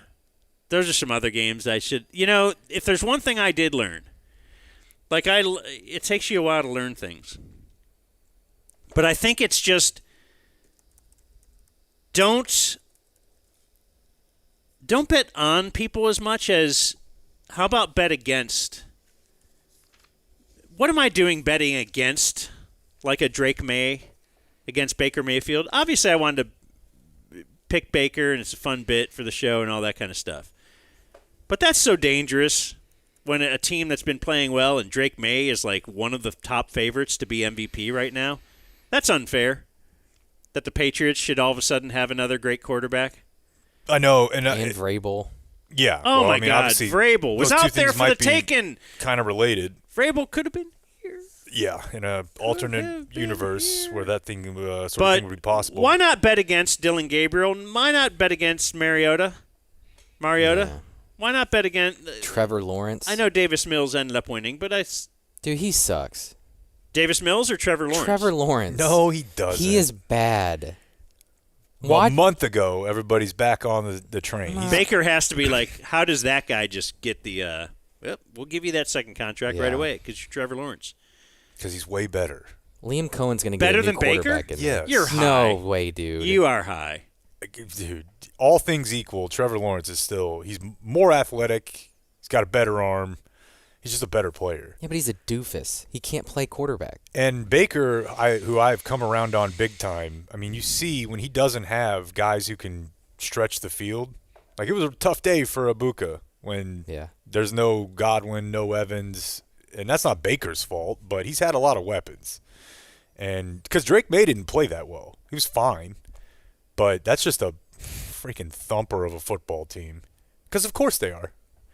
And what I was going to say is we got tantalized with them having a massive bust at quarterback. Because, I mean, coming out of college, I was like, this guy's – it's just Daniel Jones part 2. Drake May? Yeah. Mm-hmm. And he looked awful when he first saw him. And you're like, damn, they get to see what it feels like. You waited all day for this guy, didn't you? Now you have to suffer for the next 5 years. And within 18 months, he's an MVP candidate. Not fair. Is Daniel Jones again? No, I watched a good bit of that game, and I'll tell you two things. First of all, the Colts will go for a 4th and 2 on the opening drive like it's nothing. Like, there's no waiting. They were on the 25 or 30, maybe the 35 going in, and it's just like we just run the play. Now, they didn't get it, and nobody freaked out. Like, the announcers didn't seem to – they do it a lot. They had gone 5 for 5 the week before, and they just hung around and made plays. They got the ball back on that possession 7 plays later. I'm following the owners on Twitter now. You should. They like selfies at games. They get sent to my group chat, which is Carly Earsay themed. So that's which is Carly Earsay themed. It's exciting. Also, Sauce Gardner just took a guy's number. What do you mean? Josh Downs was wearing number 1 like last week, and was there a negotiation? They didn't say on the game that there was a negotiation, but Downs did say a good little friendly transaction. Okay. Yeah. So they're not going to give you the number, but this dude shows up mid-season, and they're like, you have a different number now. We know you. Yeah. I thought he had an interesting week because he got traded, and it's like, oh, yeah, we're going to Berlin. That is weird. Yeah, and they were like right out of the gate, they're like, he'll travel with Drake London. Like, he's just going to he's going to play every snap on their best receiver. Like, damn, okay. It's a fun team. Any other games you want to touch on? Let's take a look at what happened yesterday. No, we're holding off on dude, the Bears are for real. You know the Bears have like I don't know if you want to say they're for real based on this stat. Boy, they were losing though. Their offense, quarters 1 through 3, is 18th in efficiency, and quarter 4, 7th. They have an ability to get things going, and their play caller is awesome. I love that guy. I love that it works like outside of you had Amon-Ra and Jahmyr Gibbs and all this. That's a fun team. And you know what else they do? I heard one of the football like analytics shows, nerd shows I listen to, did a whole episode on this. But what a lot of these teams now are doing is they keep 2 tight ends and sometimes 3 tight ends on the field a lot. The Rams did that yesterday. The Rams go to 13, 1 running back, 3 tight ends, an egregious amount. And the other team doesn't know how to sub to match it. And then what they do is they throw out of it. And there's just always somebody open, whether it's a big guy on a little or a big guy on a faster tight end on a slower guy. And the Bears do a lot of that too. You would think that when you spend a second-round pick on a tight end to add to a guy that you're paying as a pretty decent piece to be a tight end, Schoonmaker to Ferguson, you would see a lot more of that, but you don't. Because to me, that's the answer to Dallas's third receiver problem, is that they should be running 2 tight end more and stay balanced out of it, but anyways. Elsewhere, Shoddy's doing fine, just because he's not Ben Johnson. Mike McDaniel. Why not? Is not going to be the first coach fired, or was not, and he might not be the next coach fired. Like, what's going on? Is it Miami every other week? I heard someone else talking about this. Like, could it be the first team that has – I think they've had a point differential of at least 17 for 4 straight weeks, but they were on the bad side of it every other week. Like, it's a blowout. Either they blow out Atlanta, they blow out now Buffalo, or they get just pasted. And it's going to be Mike McDaniel's last day. Lost to the Browns by 25, beat the Falcons by 24, lost to the Ravens by 22, beat the Bills by 27. 27? Okay, not 17. 20. It was 17 when I last looked, but 17, I'm yesterday. Sorry. Yep, you're right. Oh. My bad. It doesn't matter. It's the Bills. They beat them 30-13. That's a destruction. That game was not close, ever. And the Bills just coming off, they just biggest win of their took care of Kansas City. Mm-hmm. Yeah. So how does that happen? Well, how does this work? Well, this is the reason why Dallas being where they are sucks so bad, because there's a lot of crazy shit that can and will happen for the final half of the season or the back half, but Dallas just might not be a you know how it was tough to the party at all. I was saying that going to Carolina, in theory, that was like a must-win game for the Cowboys, but Carolina, maybe they're a little bit better than we thought. Carolina at home yesterday lost to New Orleans. And New Orleans is not good. The Spencer Rattler experience. Like you said, Seattle. Now they just destroy Arizona. Arizona, how many teams play the Cowboys, and then nationally it's like, whoa, does this team have a little juice? Who knows? Look out for Arizona. They've benched Kyler. They put him on the IR, but I think it's kind of a soft benching, they're saying. Yeah. That, what's his name? Jacoby Brissett. Yeah, Jacoby Brissett is going to be the starter, and who knows? The guy's making good decisions. He's a veteran. He's finally coming in. They just get pasted. Also, I'm pretty sure the Broncos scored 7 points the other night. The Broncos scored 7 points. After I was sitting in the stand. 10-7. Yeah. After sitting in against the stands Vegas and hearing at home how they had figured it out. Because it's so difficult to play in, I don't know if you count a division game on a Thursday as something weird. The Rams appear to be great. Rams Seahawks next week. Oh, wow. Where? I don't know. But they haven't played yet, so they have 2 left for what might be the 2 best teams.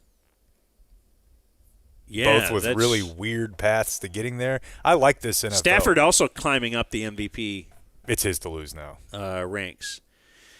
Detroit just killed. That's another one that I kind of called on Friday and then didn't bet on. But the Dan Campbell wanting to punish Washington for beating us in the playoffs last year while you have a bad backup quarterback, and they did. 44-22, they win that game. And then last night wasn't much of an exciting game to be a part of. The Chargers beating Pittsburgh. So tonight, big game tonight. This is one where everybody's on Philadelphia. And it just feels like it'll be obvious later that Green Bay was going to accept this challenge. It's Green Bay at home. Heavyweights, I don't know. I don't really have a feel for it other than what we said the other day, which is that Philadelphia can run the ball, obviously, and do it with aggression, and Green Bay is a little bit susceptible there. You can run it, Micah. You can run it, Micah. I'd love to have people running at him here rather than Jack Sanborn and Kenneth Murray. All right, let's... I thought the Logan Wilson trade would take Kenneth Murray's snaps. Don't do jokes for just me and you. This audience of thousands.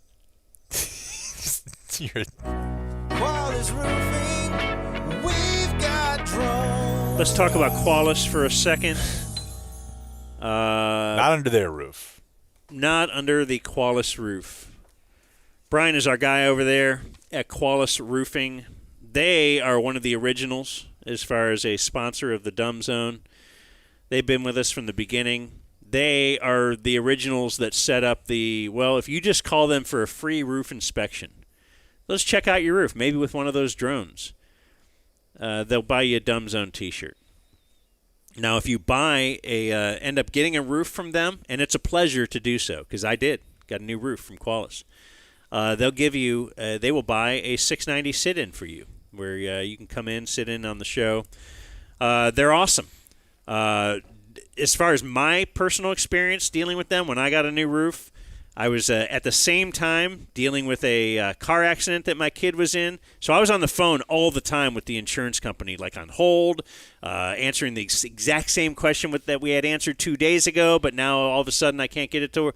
I never talked to the insurance company at all with Qualys. They dealt with all of it, and then all that I paid out of pocket was the deductible. So I can't recommend Qualys Roofing highly enough. Get that roof inspected, and, if you know you need work, let's say there's a storm or something like that going on, hit them up quickly, QualisGC.com, 817-500-9008, QualisGC.com. They'll get you that roof repair, roof maintenance, whatever you need. We've been doing this for a long time now with Qualis. Have not heard a bad word or a negative review, which means they're doing something right. I've been doing it so long with Qualys that I'm kind of a veteran.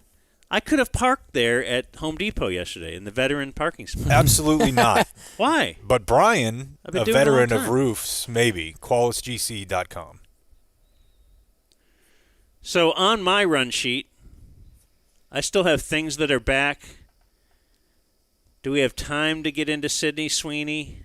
Oh! Let me give you this got before. nothing to do. I can give you this before a break. Trump was on the Washington broadcast because it's like Veterans Day weekend. Yeah. So what is Veterans Day always the 11th? I thought it was always a Monday, but it is the 11th. The Marine Corps birthday, what is that today? I thought that was today, the Marine Corps birthday. It is, yeah. But then why is Veterans Day tomorrow? Veterans Day must always be the 11th. Like after? Anyway, he was there because it was the Veterans Day weekend, and he was doing a thing at halftime where they swear in people or whatever. Anyway, so Kenny Albert When I saw who was in the booth for the big man, Who got grazed? He got Shane grazed. it nicked him. It nicked him. And Jonathan Vilma. Velma. What do they call the show? Velma. And look, the thing is that Trump is actually funny. He's a funny guy. It's also funny just how whatever he talks about, like, why are you here? Well, the veterans, they were a mess like a year ago. This was effed up. But now they're back, and we're like... No matter what, he's got to slip it in there. Yeah. Anywhere, because they later talked stadium. Now, he didn't mention they got to name the stadium after me. The new Washington Stadium, but that's been leaked this weekend as well, that he wants it named after him. Are you serious? Didn't you see that? Search No. it. I mean, I saw Search the Trump initial stadium name. I saw the initial thing, which was him saying, like, yeah, I'll vote for it if you call them the Redskins again, or I'll allow it, Right. if you change the name back. I don't know what voting for or allowing actually means regarding him. He might not be involved in that at all. He might be heavily involved. I don't know. I just think it's all funny. They actually handed him some play-by-play, which was funny. But I thought this was really funny, is that so Jonathan Vilma is there. And he knows, Tyson. He doesn't know Hasim Rahman. He knows Tiger. He does, you know what I mean? He knows the big name. Look, much like a lot of people. A lot of people take, even though he can have $1 billion to his name, he seems everyman-ish, which might explain some things. So, like, if it were Lawrence Taylor. He would know Lawrence Taylor. Right. But Jonathan Vilma doesn't know. But it was amusing to me that Kenny Albert is... Like, do you ever do this when... Torrey Hunter once was in studio and he had Matt Kemp, who was a minor leaguer. And so now you feel like I gotta direct some stuff towards... So Torrey Hunter would be talking and be like, oh, yeah, but also with my buddy Matt here. And then he directs you to talk to him. And or if you're with your wife and somebody at work, now you're directing, okay, let me direct something to this person. Always awkward. Kenny Albert is like doing that. Like, hey, it's not just me here. And, look, we had a couple of Super Bowls with the Giants. The Jets have been having a little bit of a hard time. Woody's a great guy. He's a great friend of mine. Easiest play on the board. That he's a huge Woody Johnson guy, the most hated owner. And they'll get it together. It's taking a little time. Were you a Joe Namath fan? Well, I love Joe Namath. Yeah. And he was a great talent. He had that arm. His legs weren't so good, but his arm made up for it, right? That's all you need at quarterback. When you talk about a quick release, he had it, right? Yes, he did. By the way, Mr. President, Jonathan, first-round draft pick by the Jets. Wow. Back in 2004. Right. Yep. Yeah. Then I got traded, and the rest is history. Wow, your first-round pick. That that's is so nice. very uncomfortable. That is, I call that, have you said hi to your aunt yet? Yeah. When you show up, hey, have you said hi to your aunt? You're right. Yeah, and I'm like, I did it. Hi again. Donna. Gee, I know. You should have led with Bounty That's Gate. pretty nice. Getting traded to I know all about it. That's right. That's great. So it's good time. I know you spent Good job. You spent a lot of time in South Florida. He was a national champion with the University of Miami. Like he's got to keep Oh telling my him, like, God, this is so uncomfortable. this isn't just any guy next to me. University of Miami. That's right. 2001. That's right. And then he won a Super Bowl with the New Orleans Saints. That's a good feeling, isn't it? Huh? And you. Now, he said he won a Super Bowl with the New Orleans Saints. Does that trigger anything in the Rolodex? That's a good feeling, isn't it? Huh? Great feeling. And you really had a good quarterback, didn't you? Huh? He was okay. Drew Brees, he was okay. Future Hall of Fame. He was accurate, and he knew how to win. Yeah, I mean, It was like throwing darts, right? President Trump, the best teammate I had. Yeah. It was literally like throwing darts. And you know the thing play. about somebody like Drew Brees, he threw a ball that you could catch. Yeah. It wasn't going 200 miles an hour that hits you in the face. But see, that's how you could have played tight end, Oh, right? I would have liked him as a quarterback. You definitely would have had like 6, 7. Oh, okay, yeah. This No is the other way. tight end, right? I would have liked him as a quarterback. You definitely would have had like 6, 7 touchdowns there. He puts it in your hands. Right? So did he do that for his kids? I hate it here. America? I can honestly tell you that never in my life have I uttered the phrase, have some respect for the office. Like, never. No matter what they're saying, I'm like, whatever. But this guy trying to force this elementary school joke in with the leader of the free world there. And it's not like Trump gets it. If Trump got it, it would have been maybe kind of fun. My kids say that. parents all the time. Mhm. No, he doesn't. You know But he what doesn't- kids are saying? But like he doesn't have any. He's like, that's right. It's just so try hard. Is that a pick me movement or a moment, Blake? I don't know. Or is man. that just as It's bad as saying 6'7"? I just hate it. Embarrassing. I hope Kenny was disappointed in him.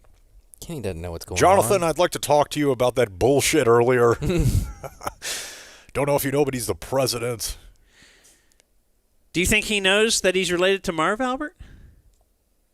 Do you think Trump knows? He has to. Kenny Albert's been doing New York stuff for forever. He's met Kenny Albert many times. Don't you think?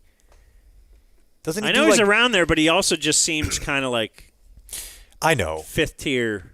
Yeah, but he does everything. like what? Like the He Devils? does like New York Rangers. Yeah, maybe something like that.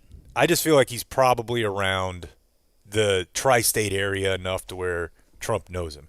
Keep in mind, dude, before Trump became president, he wasn't hanging out with A-list celebrities. He was hanging out with fifth-rate celebrities. With Kenny Albert and yeah, the show, the TV show he had, right, was not Apprentice. for Yeah. All right, you guys want to take a little break? Sure. The Dumb Zone.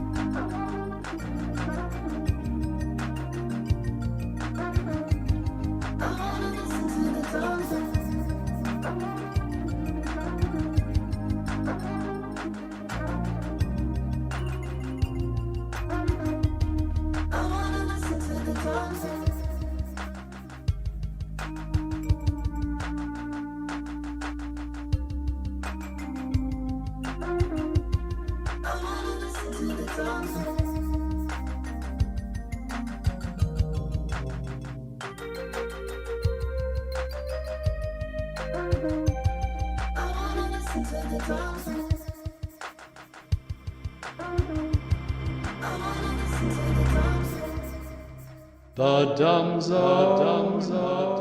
Where our Union was saved by the immortal heroes at Gettysburg. Gettysburg, what an unbelievable battle that was. The Battle of Gettysburg, what an unbelievable, I mean, it was so much and so interesting and so vicious and horrible and so beautiful in so many different ways. It represented such a big portion of the success of this country. Gettysburg, wow. I go to Gettysburg, Pennsylvania to look and to watch.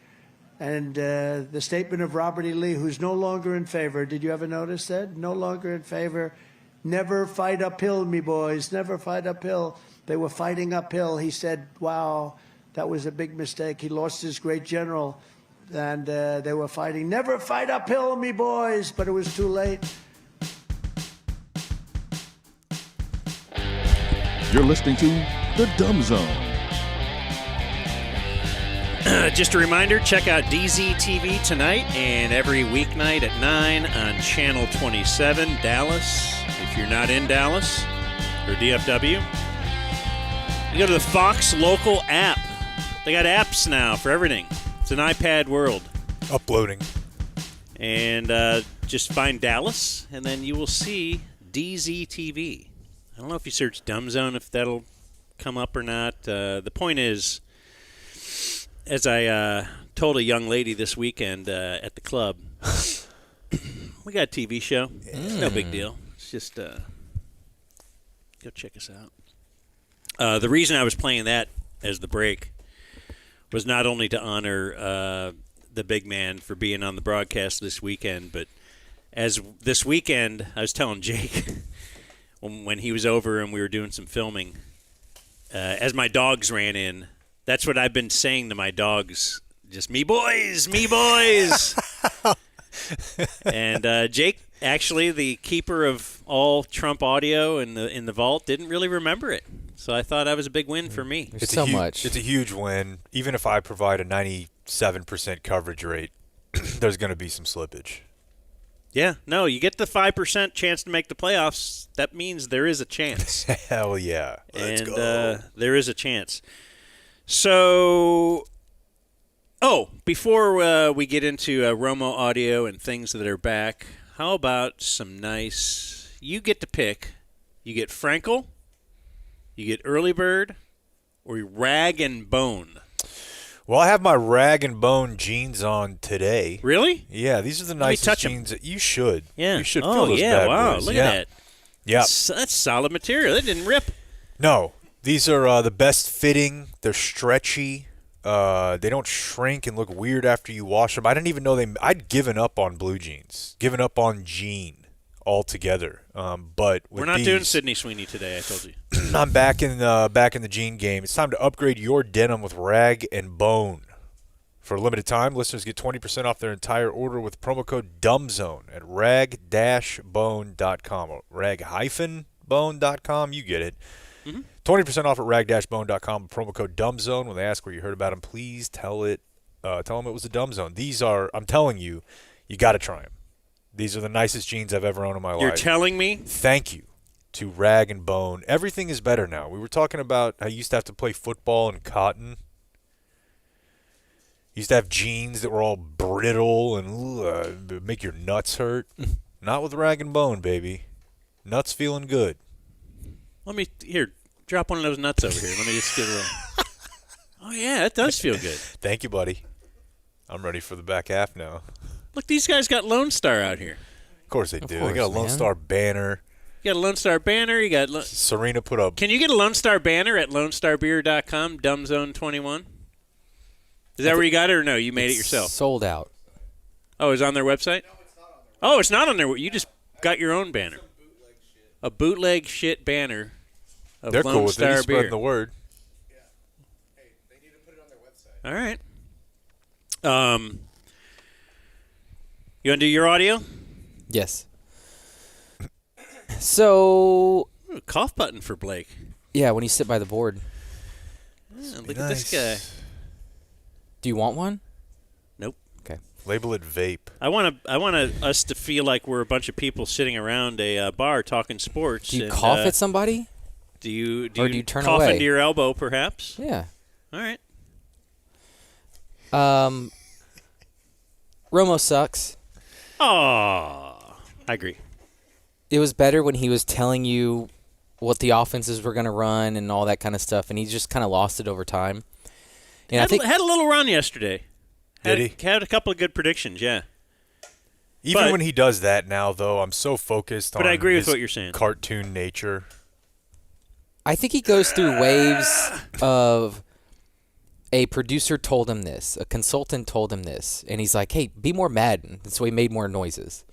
Or whatever, do more predictions. It just, like, he just has these iterations of him. And I think now he's in a phase where he's been told that you need to make people understand football. Think about the guy sitting at home. I feel like he now is broadcasting the way he looks. Like, it looks a little fake. It looks a little plasticky. Like there's somebody like you said, a consultant or somebody said, you should look like this. So let's give you new hair, and your face is going to look weird now. And he does look weird. And the same thing with his broadcast style. It's not being him anymore. But it yet, started out, it was him. You always can notice this, Blake, during the Super Bowl. Whoever the color guy is and the play-by-play person, that they've been told. Get a tan. All right, no, not just lip filler, explaining the game. You can't just say like, oh, they're in big dime here to match. Right. They have to explain way more. So, and like you ever tell someone, okay, you need to start doing this more, and then they do it to the nth degree, and it's, well, no, use your better judgment. Somebody told him to, when a replay comes on the screen, you need to walk them through the replay. And his thing now is telling you, watch for this. Yeah. He did this so many times during Chiefs-Bills, we had to put this together. And it'll be right here on the Dumb Zone. The Broncos and them, but watch Shakir block right there at the point of attack. What a systematic drive. You're going to watch Tranquil's man-to-man. Great job outside. Watch a retrace on the outside. Not only can they be explosive, and we've seen, but watch the blocking on the right side. What an acquisition. Watch the inside move by Bosa right here. What does he think I'm to get doing? rid of the ball. He could feel Bosa coming down on him. I was just listening. Watch Bosa at the bottom of your screen right here. But we do see him improvising as well, Tony, right here at his best. Watch Bolton. He's going to go guard. But watch Gilliam right here. Just watch right when Kelsey comes out. Bishop comes flying back in. Watch his eyes. Just dialed in and... Had to leave that in there. I want you to watch. There's Kelsey right there. Now watch. Go ahead and run this. And watch the hit at the end, Jim. Just watch this. I'm going to pretend to go speed to power, but watch this. Here's Bosa. They're not going to block him. This is where Spags and Bolton are incredible. Watch him right here. Dude, that's a bad crutch. It was bad enough to where Blake and I both noticed it and texted each other like, are you watching him watch this? Are you watching him watch? Yeah, he's a tough watch. That's it. Okay. It's time for what's back. What is back, folks? Hooters. All right. Hooters is back. All right. It's always darkest before dawn, baby. We're back.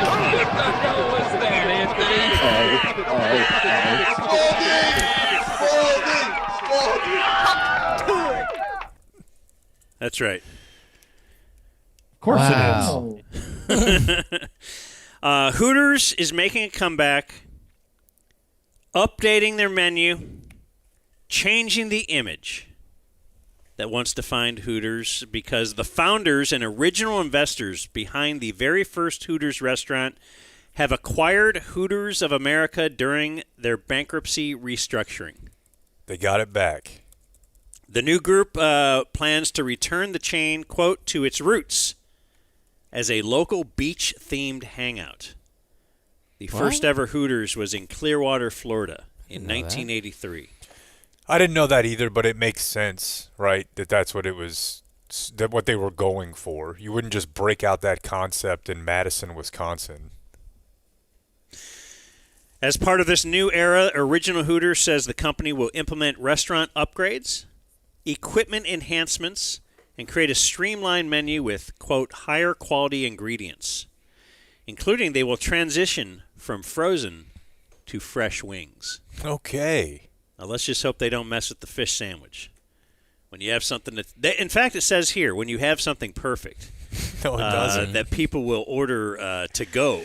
No, it actually says at the bottom of the press release that there are still somehow weirdos ordering takeout fish sandwiches, and we're going to continue to placate them.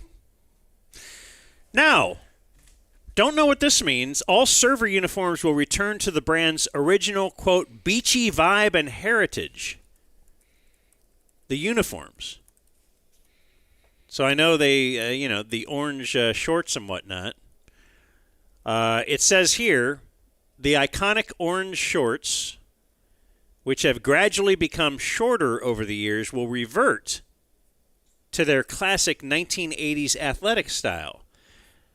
Now, as I remember, being a little kid at that time, that's the time of the tiny shorts, right? No. So what you're going to get with this is volleyball shorts.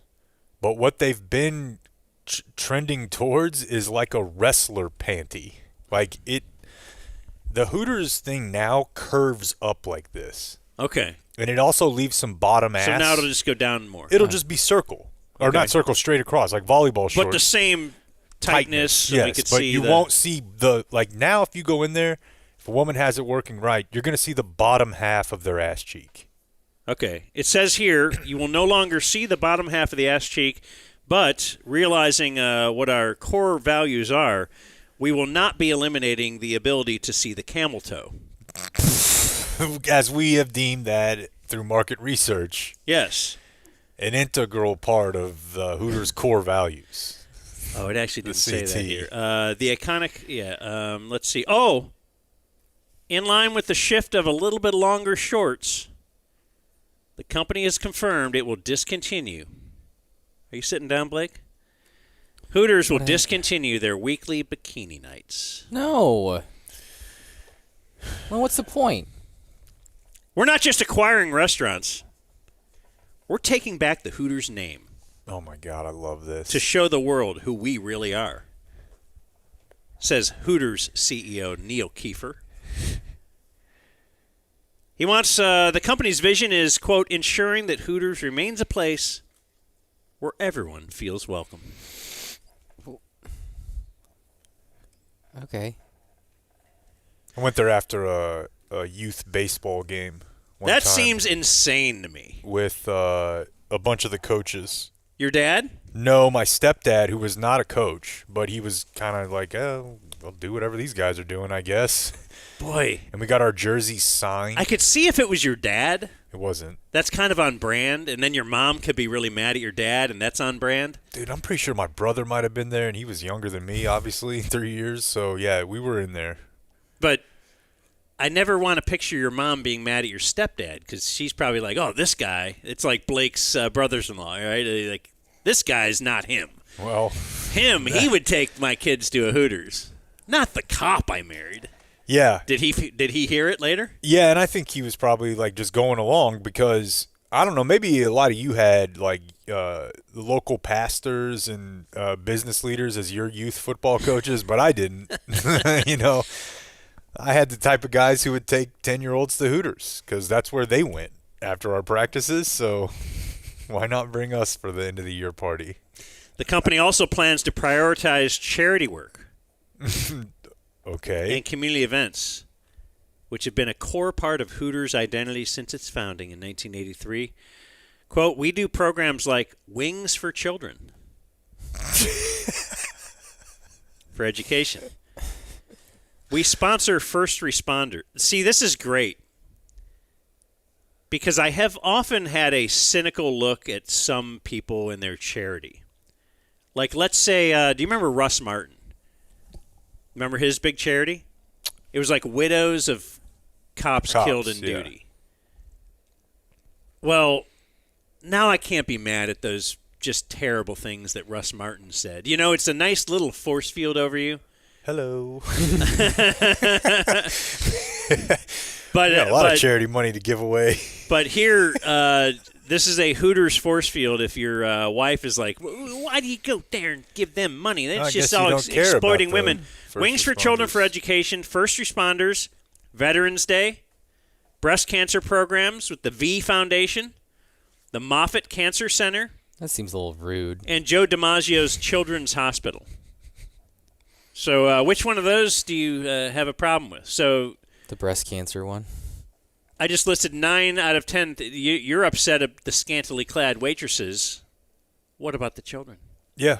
Oh, look, these women are actually fine and understand they can use these things for good. Why do you think breast cancer is bad? I just feel like they're maybe flaunting a little bit. These women have suffered breast cancer, then now you throw 9s with that are well endowed in a little white T-shirt. You think it's like an NFL player going to a cancer hospital and beating a kid in Madden? Sure. Yeah.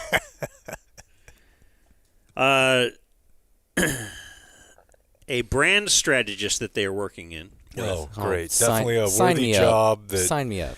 Said the company's decision to revamp the brand image is smart and timely. Gen Z and Gen Alpha are showing a clear decline in sexual prurience. Prurience. Yeah, like they put the R before the U for some reason. It still means purity. And as the, quote, dirty old man demographic ages out. Prurient means like the opposite of pure, right? Prurient, you're appealing to their prurient A decline needs. in Okay. prurience. There you go. Excessive interest in sexual matters. Yeah. There's a decline in that. As the dirty old man demographic ages out. No. And I am feeling being subtweeted here. Restaurant chains are going to have to compete on the strength of their food and the quality of the overall experience. Oh, no. Younger consumers care about authenticity, inclusivity, and the dining experience itself. Focusing on food, service, and atmosphere will do far more for the brand than a reliance on outdated sexual gimmicks. I feel like they're kind of trying to have it both ways. Right, we're back, but because this is gonna be back. They're not saying it, but it's just gonna be.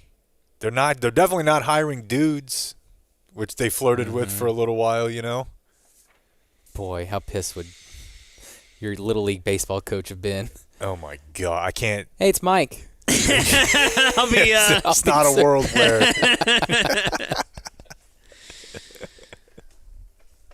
Now you pick. Early Bird CBD Early Bird has THC in it. That's why last night I enjoyed some Early Bird CBD. Helps take the edge off of a rough weekend when your wife decides not to go to book club because she hasn't finished the book. No doubt. And now it's just meh. She's saying stuff, and you pop a couple Early Bird CBDs. Like I said, the edge off after a long day, a long week, or maybe just like because you want some Early Bird CBD. It has THC, 2.5 milligrams in each dose, so just kind of the right amount. Maybe if you grab 2 of them, if you're a guy like me, it's the right amount. But if you get drug tested at work, it is not for you. It is not. They got a code? They do. If you want to pay less than full price, the promo code is DumbZone20. Even if you've used an early bird promo code before, DumbZone20 will get you 20% off. It's a Texas-based company right there. Of course it is. Thanks, guys. Right there in Austin. So use that promo code. Hey, maybe your parents, maybe somebody from an older generation who's been like, are you sure about this stuff? This would be a nice gateway. Yeah. Nice. Yeah. No, a gateway into that world. Yeah. Correct. What's yes. wrong with that? I don't know. Just when That people felt say weird? gateway, it feels like there's a needle in your arm somehow, like a year into that. We're not saying that's what's going to happen. No. A gateway just into the world. Also, can't promise it won't, but I can promise you won't pay full price. With promo code DumbZone20, you get 20% off at earlybirdcbd.com. The holidays are approaching. Here's Jay with the Dumb Zone News. All right, let's navigate back over there and see what we have on tap today. I know there's somebody. Oh, you know what? Skeet got popped for child Pino. God damn what it. do you got? I want to interrupt this news. Okay. With this.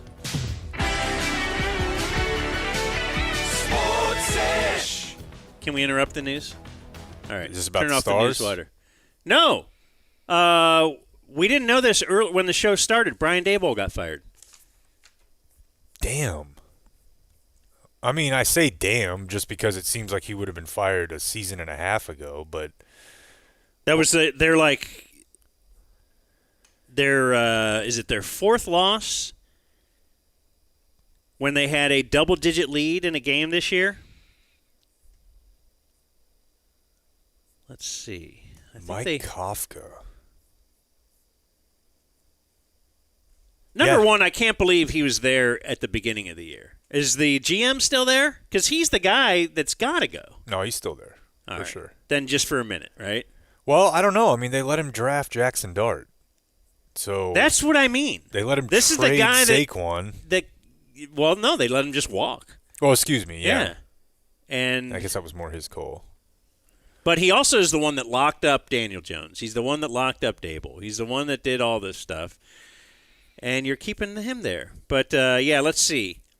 Against the Cowboys, Broncos, and Bears, if you believe any of this crap, they had all in the 95% range of winning late in the fourth quarter, and Dable lost all of them. The odds of that happening, 3 games like that in 1 year, is 1 in 60,000. That might be a bullshit stat, but I'm reading it off the internet. I don't think it's bullshit, and I know that people are tired of win probability because they'll say, like, well, I've seen enough of them that were 1%, the team won. But that's just how it works. There's thousands of other games that it's being compared to where it didn't happen, and those are not notable, right? So they don't stand out to you. Now, I also don't think it's his fault they were blowing games. I think the whole operation is a joke. But they're sleeping giant. They always have been. They have been for a long time now because they've had a lot of good players. They've been a quarterback away. And now they might have a quarterback. And they got a pretty badass wide receiver that'll be coming back next year. They got Cam Scatterboo, which was not the reason they acquired Quinnen Williams, but he's in the mix with everyone else who runs over Dallas. Okay, so we're back to the news now? Okay, back to the news. This is a story that I probably wouldn't have done had Dan not added a little insight to it over the weekend. One of the guys who's running for Senate in Texas against John Cornyn is, of course, Ken Paxton. He's a Texas Attorney General. And he's got all sorts of crazy stuff going on, you know. The escorts, the Ubers, the countertops. He's got financial dealings that have been brought under scrutiny. But what he's doing now is he's taking a run at the Dallas Stars for anti-competitive business practices. Sorry, my bad. In youth hockey. Now, I don't know that we did this story a few months ago when USA Today did it, but USA Today did a big, I don't know, it was expose. Plenty of people in the Stars organizations disagreed with some of the conclusions, but it's the idea that because the Stars have all the ice in the area, that they're able to dictate terms to people that are monopolistic. Like, they have something called stay-to-play tournaments where, yeah, we'll have the tournament. If you want to play in DFW, you're gonna come play at a Star Center. But if you're gonna play in this tournament, you have to stay at one of our hotel partners. You're not really gonna get a reduced rate because I went down a Reddit hockey parent Reddit wormhole this weekend, and it's crazy the level of stuff these places can get away with because there's no ice. Mm-hmm. So Ken Paxton is taking a run at them, says that he'll be investigating, and I kind of saw this story and was like, oh, man, this guy's always hunting for a headline. And that's when Dan was like, this could easily be like, who owns the Mavericks? One of the biggest Republican donors in the country. She makes a call to her buddy, somebody, Ken Paxton, Republican, in charge of the Attorney General, and is like, hey, what do the Stars have going on? They got anything? You know how I gave you $10 million last year? Huh. What's going on with what if we kind of dig in there? And that's not the craziest thing ever. I was gonna give you 10 more this year, but I don't know. I got this I'm arena about to. thing I have that's all really the zeros a pain in written. my ass. I was going to write one more zero, but these pesky this team that's trying to screw fat with guy and a screw little with coat me owner. getting a new stadium. Can So you look apparently, into that? USA Today did an investigation like this in Colorado a couple of months ago, and after that, they had to, and heck, even after the Stars thing, people with the Stars organization said, "Yeah, we're going to review our policies and maybe change some of this." But in the case of Colorado, it was the Amateur Hockey Association's mismanagement of a charity 50-50 raffle. And as Dan and I were going through the story this weekend, it was just like, dude, this is all just youth sports. Like, it doesn't matter if it's happening with an NHL team. Somebody's mismanaging the money because amateurs are involved in it, right? And you can grift because it's sports. Saw a fun political story over the weekend. I've told you guys about this guy who's running for probably state senate. He will be the Democratic challenger to the aforementioned Ken Paxton and This is and not John the Cornyn. Nazi tattoo guy? No, this guy's from Texas. All right. He's a Texas state rep, and his name is James Tallarico. He's a preacher. He's about, 34, 35. He did Rogan a few months ago and kind of blew up a little bit because he's a youth pastor looking guy. Real big dork. Real into Jesus. And without saying it, pretty into democratic socialism. Like, his whole message is about the bankers, the 1%, the billionaires. Like, he's just spitting Bernie's message, but he is very devout. And he also has an approach to Christianity that's a little more my speed. It's not as exclusionary and hellfire damnation and all that. He's big on faith. He studies at seminary. He's pretty active on social media too. You know, that's part of the thing about being a progressive candidate. You're going to need a big coalition of people. You're going to need more than just your base. So I think it was Axios, the political website, went through his Twitter and his IG and found all the OnlyFans models that he follows and follows him. Oh, no. And some of them are just straight up escorts. Some of them are porn stars. Some of them are OnlyFans models. And he follows them on Instagram. He follows them on Twitter. I don't know how many it is, but it's not none, and it's not a small number. And, this is like a big gotcha from Axios. And, they published this and then asked his campaign for comment. And they're like, yeah, they support the campaign. And he supports them. And here's the only time he's ever sent a direct message to anybody that you listed here. And it was a woman who's an OnlyFans account, maybe does a little porn, maybe an escort. And she had posted that she was at one of his rallies and, like, tagged him in it. And his message back was simply, thanks for the support. Might not even have been sent by him. But they provided that to Axios. And in the world we live in today, a lot of people on the center left and left were like, fucking good.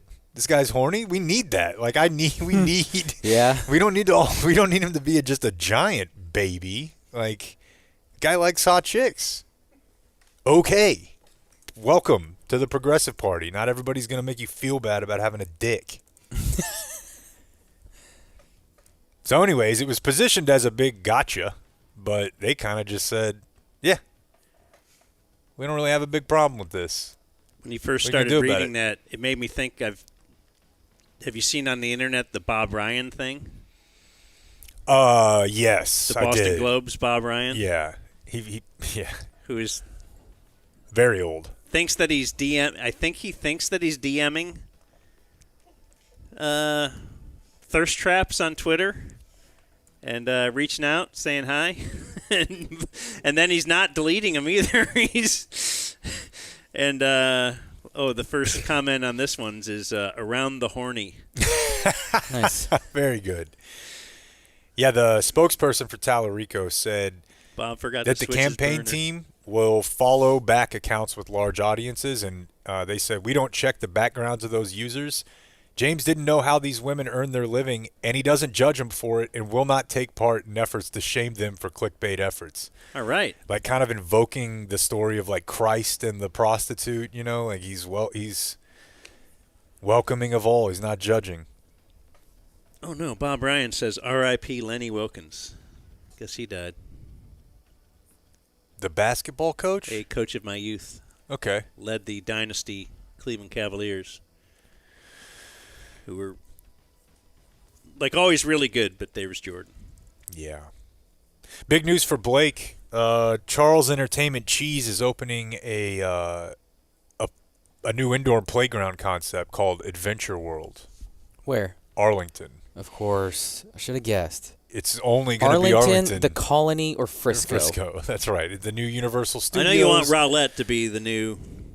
You thought that Space it out.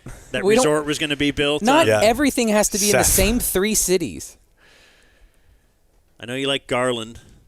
Garland's got a lot of room. And a big hat. And the biggest cowboy hat in the world. Right across the street from Roach's Feed and Seed. This is $20 a day for an all-day pass. It's like a 3-level. It sounds like a Discovery Zone, like a multi-level climbing thing. But $100 get you in a little season pass. That's how they get me. Yeah.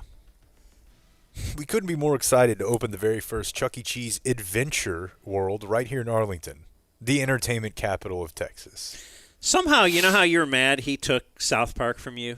Yeah. Like Blake did, as my resident expert. Didn't he take this from you, too? Well, Chuck E. Cheese used to be your lane. For different reasons. Different reasons. Now I he's used Mr. to Chuck E. eat Cheese. Chuck E. Cheese as an adult. I lived by one when I lived by Grapevine Mills, and I would... Right. You would actually order pizza from there, which I think it's better to order a to-go from Hooters than to-go from Chuck E. Cheese. It's equally judgy, worthy of being judged. Yeah, you know. Well, just name all the fish sandwiches you can get out in the 'Cause world, I get this- and then rank Hooters. Well, now name all no, the pizzas. I think There's a pizza place on every corner. Yeah. And I'll name you 5 of them that are better than Chuck E. Cheese. I thought you were saying in it was half similar a second. because both restaurants are places where you'd go to get all horned up. But, Hell yeah, bro. Eating it outside of that context is kind of gross. There are restraining orders. Like, somebody is not allowed within 500 yards of one of those restaurants, right? No doubt. Every Hooters and every Chuck E. Cheese. No doubt. I'm about to be squarely back in that era, though, because my wife is about to go back to work in about a month. And I'll have Brooks. And then football will end. And a baby. So I'll be dying for anything to kill some time on weekends. So I may be back at Chuck E. Cheese a lot. I may be visiting this adventure park. Boy, taking 2 kids around now. It's going to suck. Go take them like to the dog park, and then you'll run into some single moms. And it'll be great. Oh, dude. Look how much you care about your kids. We're getting by after the accident. We're happy. The younger one's not taking it so well. He could use a little. Yeah. Another North Texas teacher facing criminal charges for allegations of sexual misconduct. This one, a teacher at Mesquite ISD, I think Mesquite Academy, which is like an alternative learning thing. That's just terrible. What was his name? Yeah. Is it a him? It was a him. Oh, well, then it is terrible. Yeah. I don't know if this is just, again, it feels like these things are happening in bunches because we've had like 6 of them in the last week and a half, all tipped off by Salina. How'd they do Friday night? Are they going to the playoffs? They're undefeated. So. But we got numbers in for redistricting, and it seems like they're coming up to the Beast Feast next year. Okay. See how 5A treats them.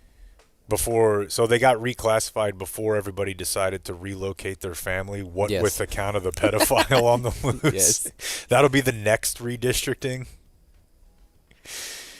Texas DPS released a list today of the top 10 most stolen vehicles in Texas this year. Chevy Tahoe. Chevy Tahoe does rank, but it's 10th. The Silverado is number 1. And I will tell you, you just said Honda Accord. You guys you'd never include this part of the story of my car that was stolen. This isn't the one you lost track of? It's the same car. All right. It's possible it was just towed, but, I would have thought they would have let me know before the letter that they sent me 6 months later that was like, we found your car. It's been chopped. If you have the lien, call us. And I didn't. The Accord is not on here. Kia Optima is number 7. Wasn't there a TikTok challenge to steal a Kia? With your phone. You can steal a Kia with an app. Yeah. But I don't know. Maybe this is just the most popular vehicles on the road. But the Chevy Silverado's 1, the GMC Sierra's 2, Ford F-150 and F-250 coming in. Truck. Number 4, number 5. Yeah, the Dodge 1500's on here. The Chevy Tahoe. Do Teslas get stolen? Because I know, or Cybertrucks, like when we were in the right? James Crowley's Cybertruck. It's got cameras all over it, and you can always access the cameras. Yeah, it says that they get stolen way less often. A quick Google search. So it does get stolen occasionally? Yeah, but there's this. Now is it called Sentry mode. Most of Sentry. Yeah. Most of these cars now, though, you can track them anyway. Like, had a vehicle from Grapevine Ford for many years, and Jay would hit me up if they'd sell the vehicle. Like, they'd give me a loaner, and he'd be like, "Oh, I can see it's at DFW right now. Where are you at?" I'm like, "Oh, I'm in Cleveland now." He's like, "All right, when you get back, we got someone who's interested in that vehicle. Can you bring it over?" Like, he knows where it is anyway. But there's no way they know where my car is, right? Someone might. I know that, because I can track my car on my Ford app. But I'm saying... Well, Jay had... The guys at Grapevine Ford... It was their car. It was their car that they owned. I doubt that they... But I don't know. But I'm Ford saying... can? I'm saying, though, that you can. Yeah. So it's... So if somebody stole your car, you'd at least... Like, if this... Your age, Jake, now, had this quote... Oh, it got stolen. I mean, can you tell where you parked it based on that? Yeah. Okay. Everything, which has come in handy, both pre and, there were times where I had left my car somewhere to go get back and get it the next morning, and I'm like, whoa, how do I even begin to know? And then I remember it's on the phone. Okay, that's good. So I guess Shake it's not your just... head at me. How do you do that? How? Leave your car? Because I used to drink and then I didn't like to drive, so I would... How do you not remember where you left it? You have to give him that. It's not so much That's a very responsible dirty drunk. It is. It is not know where you left it, but also, it's more like it would be if you're in Dallas or there'd be times where I'm like, I don't remember what parking garage because there's 5 of them right there in downtown, and I'm like, I don't know. Give him this one. Give him some grace. Fuck you. What was the last one I wanted to do here? It's probably something gay. Jeez, dude. Hey, I'm just kidding, man. You do your thing. I know I had one more on here. Oh, yeah. What with Dan being really stoked on the dart lately, we had our 3rd shooting in 10 days on dart yesterday at 11 a.m. Whoa. During the week? No, it was yesterday. Oh, I'm sorry. 3rd Dallas. They were all in Dallas. I guess I'd missed this story when it initially happened, and now it's notable because there's been 3 of them. But on October 5th, a man wearing a Jason hockey mask fired 9 shots into a dart train at the Pearl and Arts District stop. Dang. Arrest was made in that one. No arrest was made in this one. Okay, it was Friday, actually, Blake. But it was in the morning. It was 11 a.m. Are you worried about your homeless guy? No, I'm worried about me. How is Angela? I'm on the dart train at 11 Yeah, we haven't had downtown. an update in a hot minute. He's already out of money for the month. For November? Yeah. How far did he make it into October with the new plan? I'd have to look. But not October 31st. But no. But I got mad at him this morning because I see when his transactions are declined. And yesterday he tried to run it for $1.32 at 7-Eleven, declined.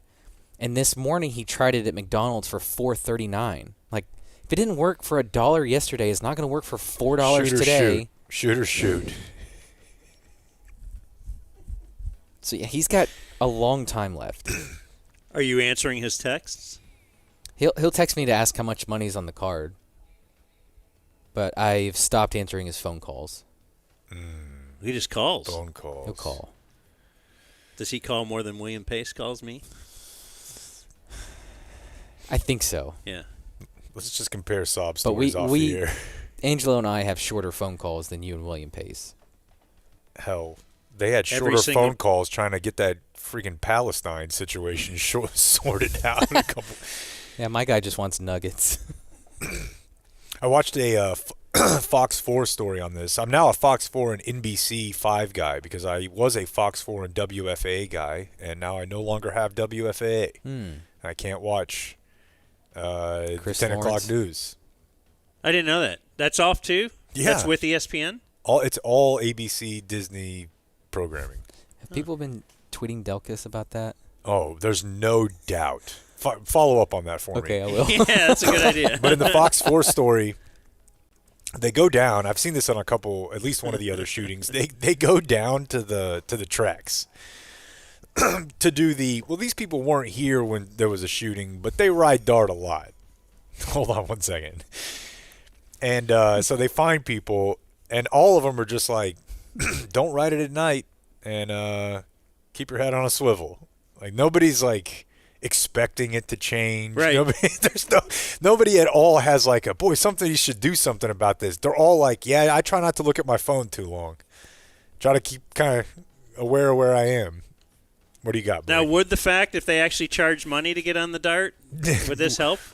Weed the garden a little bit. All right, we'll end with you, Blake. His reply, he doesn't really go back and forth with people, but he did quote tweet one person. He's just talking about it's about to get warmer. And Sooner Mom says, geez, we were told that November would be drier and warmer than normal. That aged well. He goes, really? You realize 2 days with cooler than normal temps don't mean the entire month will be cooler than normal? 3 question marks. What a life. It just doesn't seem happy, but I don't know. You say that Unless about he's just Bob, but having if you're just having fun, then fine, I guess. Like Jay Jerrier at Cane Rosso will go back and forth with people on Yelp or Twitter or whatever if there's ever a complaint about Cane Rosso. I don't know why it feels more normal for a business owner to do that than the news, but yeah, I guess he actually has a All right. There's your news for today. All right. The Dumb Zone News. Like and subscribe. That was a good news.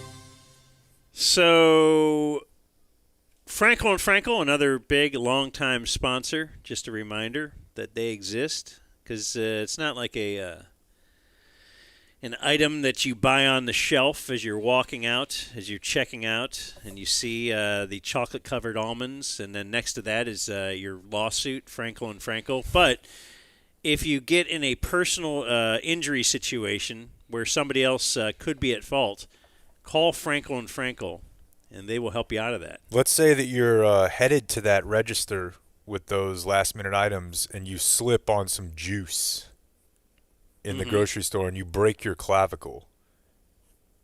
That's the collarbone, right?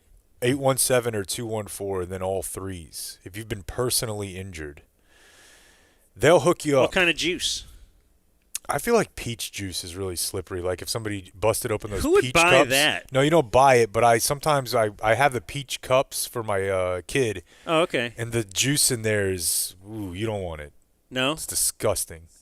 Slimy. And you So call the Frankels. Did we already say the number? I did. Oh, okay, then we don't have to say it again. Rewind it.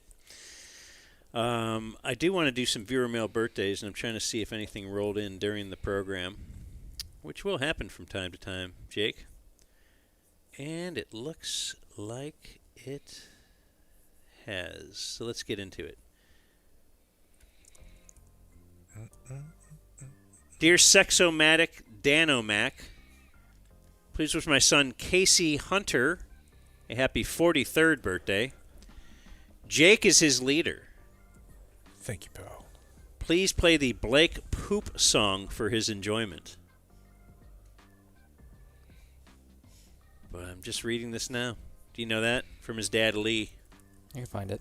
Lee Hunter. Maybe, I don't know. Maybe his son changed his name when he got married. Do dudes ever do that? I'm sure it's happened. Steve Hitler is like, please, just let me have your name. I don't care what it is. Wasn't one of the Guy movies? He It marries might have been Hot Tub Time Machine. Jennifer Mussolini. One of the Guy movies, the black guy changed his name to his wife's name, and there was a big deal about it. It wasn't the Ed Helms? Because he was the cucked one, right? Just did whatever his wife said. That's Hangover. Is that also Hot Tub Time Machine? Oh, you're right. Sorry. My bad. No, it's a lot of same I was movie. thinking of other great buddy movie. Yeah. Dear Uncle Hotmail. Blake Poop. What the hell? Blake Poop, poop, poop. This will probably get us flagged. Blake. I found it on YouTube. Dear Unc Hotmail, please wish Chris Andre happy birthday. His leaders are Passenger Princess Amelia Earhart. Brett Hull's We Went blues speech, and Run the Ball Guys Jeremy Lin Asian Hornet joke. Thank you. BL Brett Lieber texted me last night. I'm sure you're asleep, but I keep the hours of the former you. If possible, please give Meat a birthday shout-out, as Monday is his. How's Meat been? You talked to him lately? Any fantasy trades? I haven't talked to him with words, but yes, Meat is always hot on the fantasy group text. And everybody in the group. Now, I'm in this league with guys who grew up together. These guys have all known each other since they were like in first grade. And then there's like me. Should I offer a happy birthday to Meat? No. Because we have like 15 people in this text thread. And 13 have wished Meat a happy birthday. And I have not. Like, they just jump on it. Like, I got to also wish Meat a happy birthday. No, I don't think you do. He's Meat. Now, I love a guy named Meat. I do need you to, when at least the Jake second time that What if I was Blake Meat? asks us, can you give me an order for these guys on Monday? I need you to do it. I swear to God, he didn't send me the second notice. And here's a generational gap. Like, he didn't do the emphasize to me. He didn't emphasize. He didn't say, hey, Did you what's up emphasize with me? this? But Yeah. he emphasized his own request. And I thought, but I didn't know if that was going to land for you. But you didn't reply to him. No, I think I side replied. No, yeah, I did. I replied right then and said, I don't no need food for me. Yep. Damn, case crumbled. We handled it, though. You did. And you Why are guys you yelling at me? But it took one follow-up to him and then two follow-ups to you. Because you're not I got a lot a going on. super great reply to texter. I'm not. As a guy who's not a texter, that's the world I would like to live in, but sometimes there just has to be a reply. I'm asking you about food. You should reply to that. You're right, and I stand corrected. You You guys- guys are the best. And it was great You food, guys was do it everything not? right perfectly all the time. Did you enjoy your shrimp? Easy wife. You like that shrimp? Dear Ambassador of Peace, Piece, in the middle crease. Please wish my good friend Daniel Lord a happy birthday. He's a man. He's a man plus one. Been subscriber since day 33. His leaders are Greg Ostertag, Brian Cardinal, and Dan and Jake, being surprised that DFers with $960 in disposable income for remotes also have nice houses. And a garage. Kick-ass shop. Yeah. Heated garage. Mini split. And Blake's lack of interest in everything. All the Asian food you want. Delicacies from around the globe. Oh, search Happy Birthday, William Pace. For his birthday, please allow him to be serenaded by William Pace. Thanks from Andy Reid, not the fat one in Kansas City. Hey. And I have one more, it looks like, from Jonathan. I sent you one. Where'd you send it? Which email? Whatever one probably was wrong. All right, November 10th is my Chris Gronkowski with the Cowboys birthday. Tried to get the wife to send in a shout-out. She said that sounded too gay to be a real thing. My leader is Jake thinking airline pilots make about the same as the board ops at the ticket. What? More Business Wednesday interviews. More What Is Back. More Why Hillary Lost. More Harala Bob. Less Cowboys. From Jonathan Leach. Yeah, I feel like I thought that I'd heard they make. This is way more than I thought. I thought they made like 60 to 90 grand. Huh? Not even close? Yeah, it's saying here like 200. And also, I hope that guy didn't think that board ops make 60 grand. How many years? 3. And you'd still be. Yeah. My 3 years. You want this now? Sure. Happy birthday to you. Happy birthday. All right, that's enough. Will Henderson turns 39 tomorrow. There you go. He had those phenomenal Mavs tickets that he gave Jake and Blake. And countless other homies.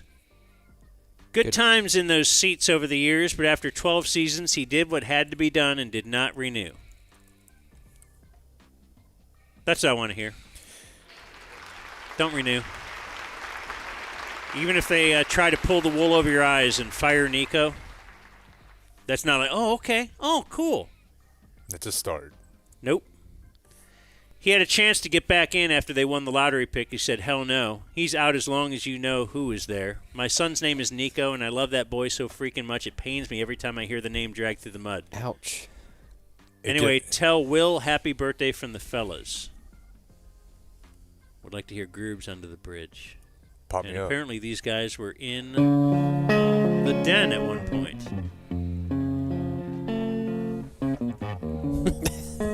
This is a den mini Rennie. It was the group with the guy who had to apologize and quit drinking after Texas OU. Wait, is Jake wasted there? No, I'm back. This is back, Jake? Sometimes I feel like I don't have a part. Sometimes I feel like I only this city I live in, city of me. All right. Also, by the way, that email came from Grady. His son's name is Nico. His son's middle name is Luca. Well, you're going to go by your middle name now, son.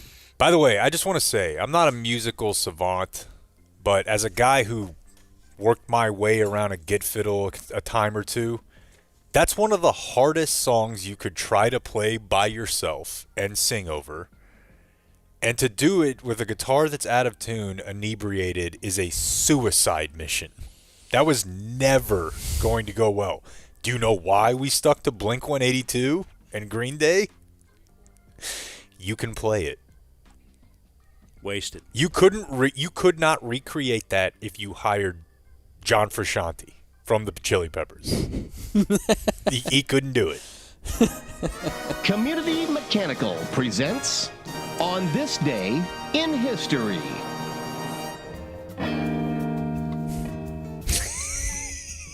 Did you want to join us for this? Hell yeah. Sometimes we hand him that mic, can you? Is it plugged in? Yeah. There you go. I don't think it's just sitting there. Right. Just hand it over. Oh, okay. Yeah. We're here at the CW. That's right. CW's garage. Do you enjoy the fact that there was a TV network named after you? Yeah, I did for the first few years, but it's kind of it's still fun. If you knew Shoddy, he'd call you C-Dub. And then he'd ask why he calls me. Because his initials are CW. Dan and Clayton at least got to witness like from State Farm live in Denver. And I was like, you guys see? Huh? Then you kick the guy's and ass. She goes, you get that a lot. And I'm like, nope, just you, ma'am. Jake's a pretty common name. You would think it's like the most common white name for about a decade running. Biblical, right? Indeed. David. So it's Monday, November 10th. Says here on this date in 1775, the U.S. Marine Corps was born. Is that true? Is this the birthday? Mm-hmm. Shout out Joe. Shout out Joe. Roof Snow Joe, right? For sure. On this day in 2012, Johnny Manziel. Oh, man. And A&M beat number 1 Alabama in Alabama. What a day. Unfreaking believable. Manziel would go on to become the first freshman to win the Heisman Trophy. He went 24 for 31, 253 yards in the air. He also ran for 92 yards. What a time. Big Swope came up in that game. That was big for them, too, because they had just moved to the SEC, right? Yeah. So it's like, you don't belong there. And then all of a sudden this happens. How much money did they make during that whole little... I'm not saying it doesn't get to where it is eventually without him, but I might be saying that because they're not building that stadium without him. They're not paying a coach $50 million to walk away without him. He was a different, Where's he now, on level the player. PGA Tour? I don't think he's cracked the tour yet, but he will talk some shit on Twitter, and I love it. And didn't you see him smoking a cigarette? I did, yeah. I was a little behind the pack, but he was just chilling in Whitefish, Montana, smoking a cigarette outside the bar. 5 o'clock in the afternoon. I brought some cigarettes just so we could smoke one. Me and David don't smoke A anymore. Monday cigarette? I don't know, dude. That's aggressive. You didn't eat the food. You won't smoke a cigarette. I don't even know what to do with it. I'll take now I'll have to smoke. Oh. Not peer pressure. No peer pressure at all. It's like an ad, like a PSA. Just feels like Manziel or any quarterback. Like, you know what? Mac Jones thought he was going to be this NFL starter for years and sign a $15 million. Guess what? He's got the second, maybe even a better job than $50 million a year. He can end up making $20 million a year as a backup for 15 years. Like if you're a bad take. What do you mean? I mean, there was Johnny Manziel. There's never no world a world where he was going to learn the playbook and carry a clipboard. Probably because he never learned the playbook ever. No, like in college, he didn't know the playbook. No, I mean he was drinking during games his last year in College Station. I don't think he was prepping for the backup life. I know, but it's just such a it's a glorious gig. Is there anyone who's done it who's not a massive dweeb? Like when you think of like guys who you're like, oh, okay, you could have an Andy Dalton. I mean, I guess Chase Daniel's not. I'm not saying he's swagger city, but not a lot of cool guys being backup. You need the McCowns, right? You need Cooper Rush. Brissett. He's kind of a dork. Yep. On this day in 2017, after facing allegations of sexual misconduct, Louis C.K. said the harassment claims by 5 women that were detailed in the New York Times report were true, and he expressed remorse for using his influence irresponsibly. He would invite people back to his room, like a couple of female comedians or whatever, and then just be like,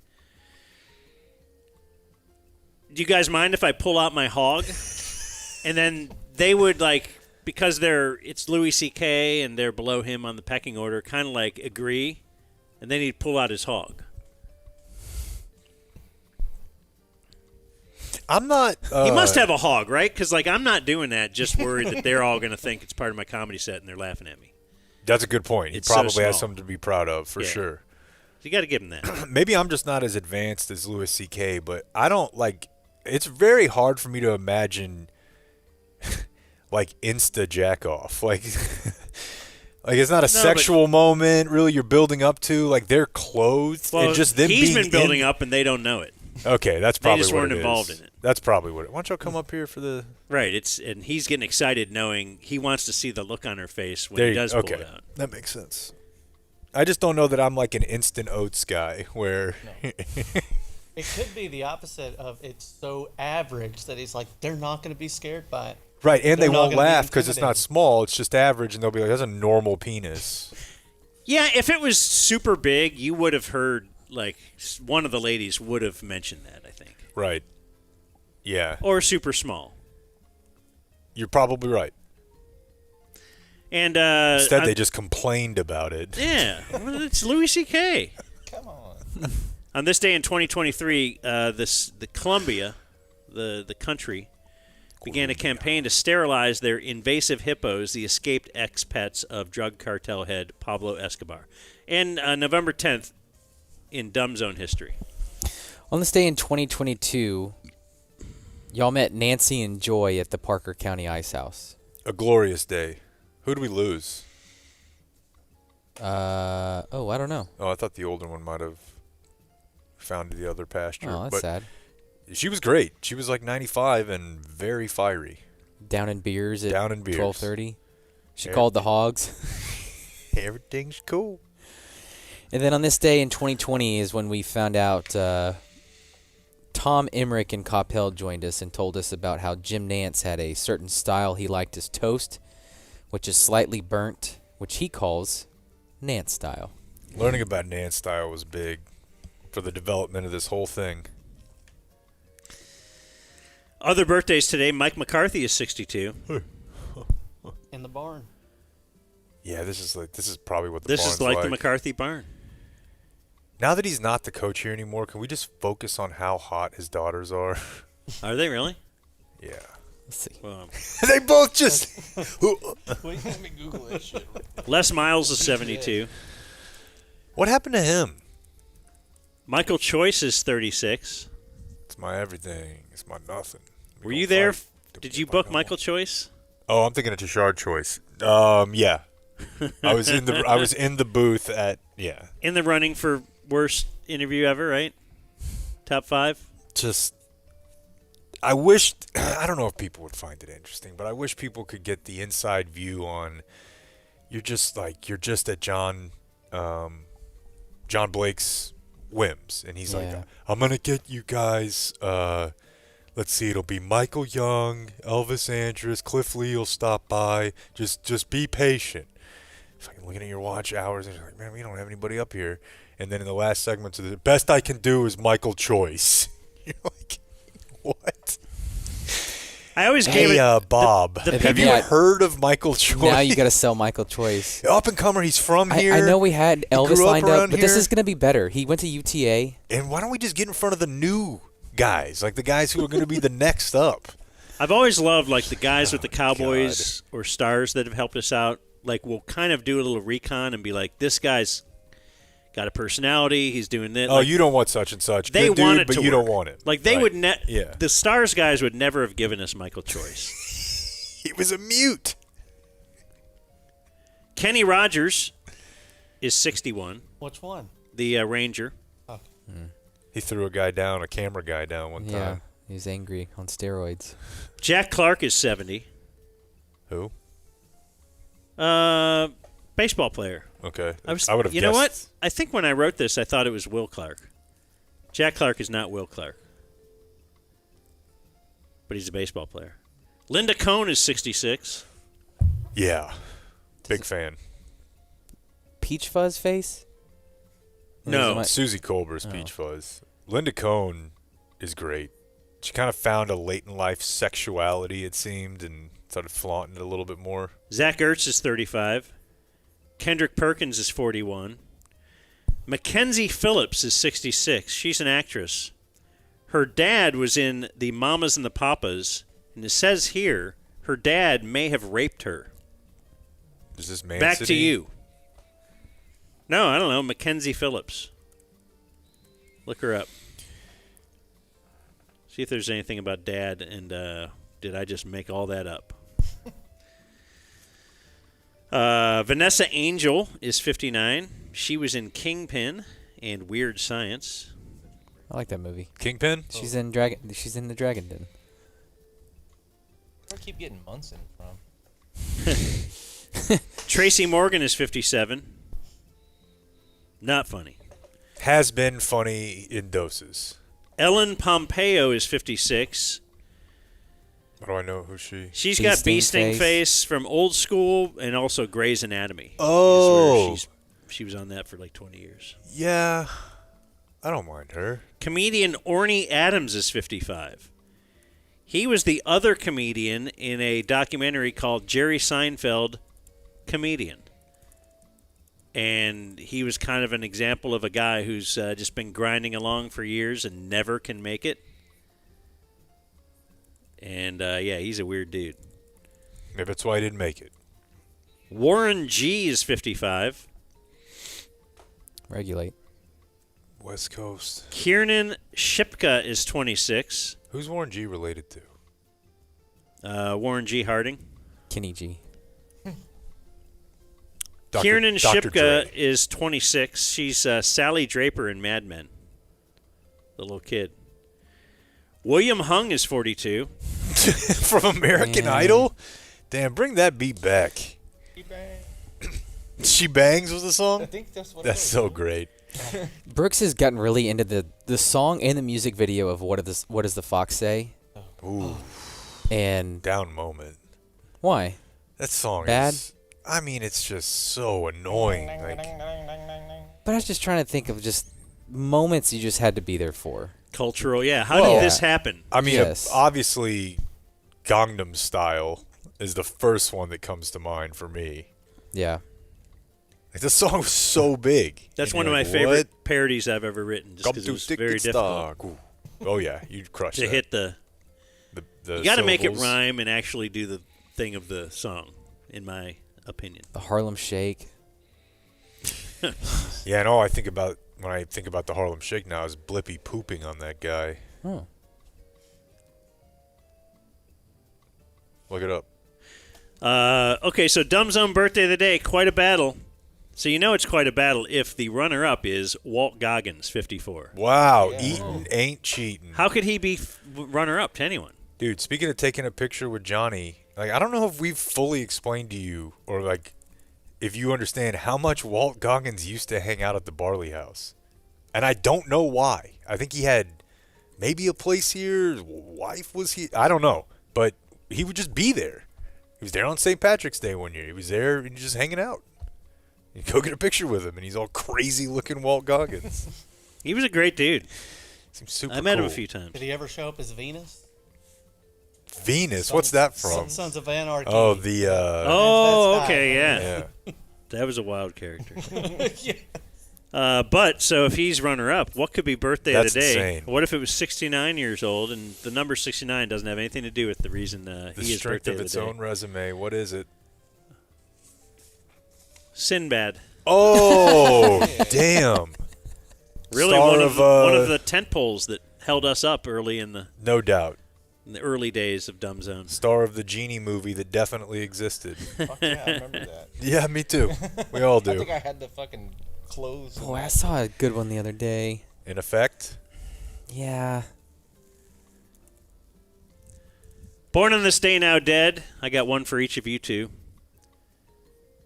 For Jake, I give Big Pun. He didn't want to be a player no more. For Blake, I give you, born on this day, now dead, Brittany Murphy. Oh, man. Mark that, Beth. Huge That was a good bummer. one. Huge bummer. When I years later found out that she was dead instead of Tara Reid, I was crushed. Kind of thought They took the wrong one. they did. How did she die? Drug. Yeah. She was with. No, she wasn't with you. Then when she left. No, that was. She's, of course, from 8 Mile. Mhm. Dead on this day, still dead, John Allen Muhammad. Executed. I think she died of like DC pneumonia sniper. brought on by drugs or something. Is there may be some controversy around her death? The DC Yeah, sniper. they were like giving her too much And drugs. that's what happened on Yeah. this day in history. Dude, yeah, there's a weird one, but so her like boyfriend was found dead in the same apartment like a few months later from mold. Ooh. Like they had a Hollywood Hills old house and it had mold, so people thought like it might have been contributing to her issues. I've been concerned about that.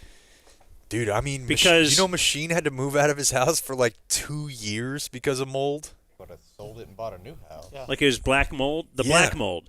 So it's not just regular, because remember the fridge I had that died and now I have just this old fridge? I opened it the other day and it's like, whoo, stinks and it's all moldy in there. So I'm like, wait. So I closed it up and I'm like, is that breath that I just took? Did I just ingest cancer? Is there cancer now flowing through my nostrils? Yeah, you lost a year of your life. You may be due financial compensation. Oh, okay. 214 or 817, all threes. But we'll say closing remarks brought to us by the place we are not, because we are not at our Game Day Men's Health studio. But if you want to go check out Game Day Men's Health, please do it with our special website, gameday.dumbzone.com. And then they'll be like, hey, cool. This Dumb Zone advertising is working. And really, that's what we want.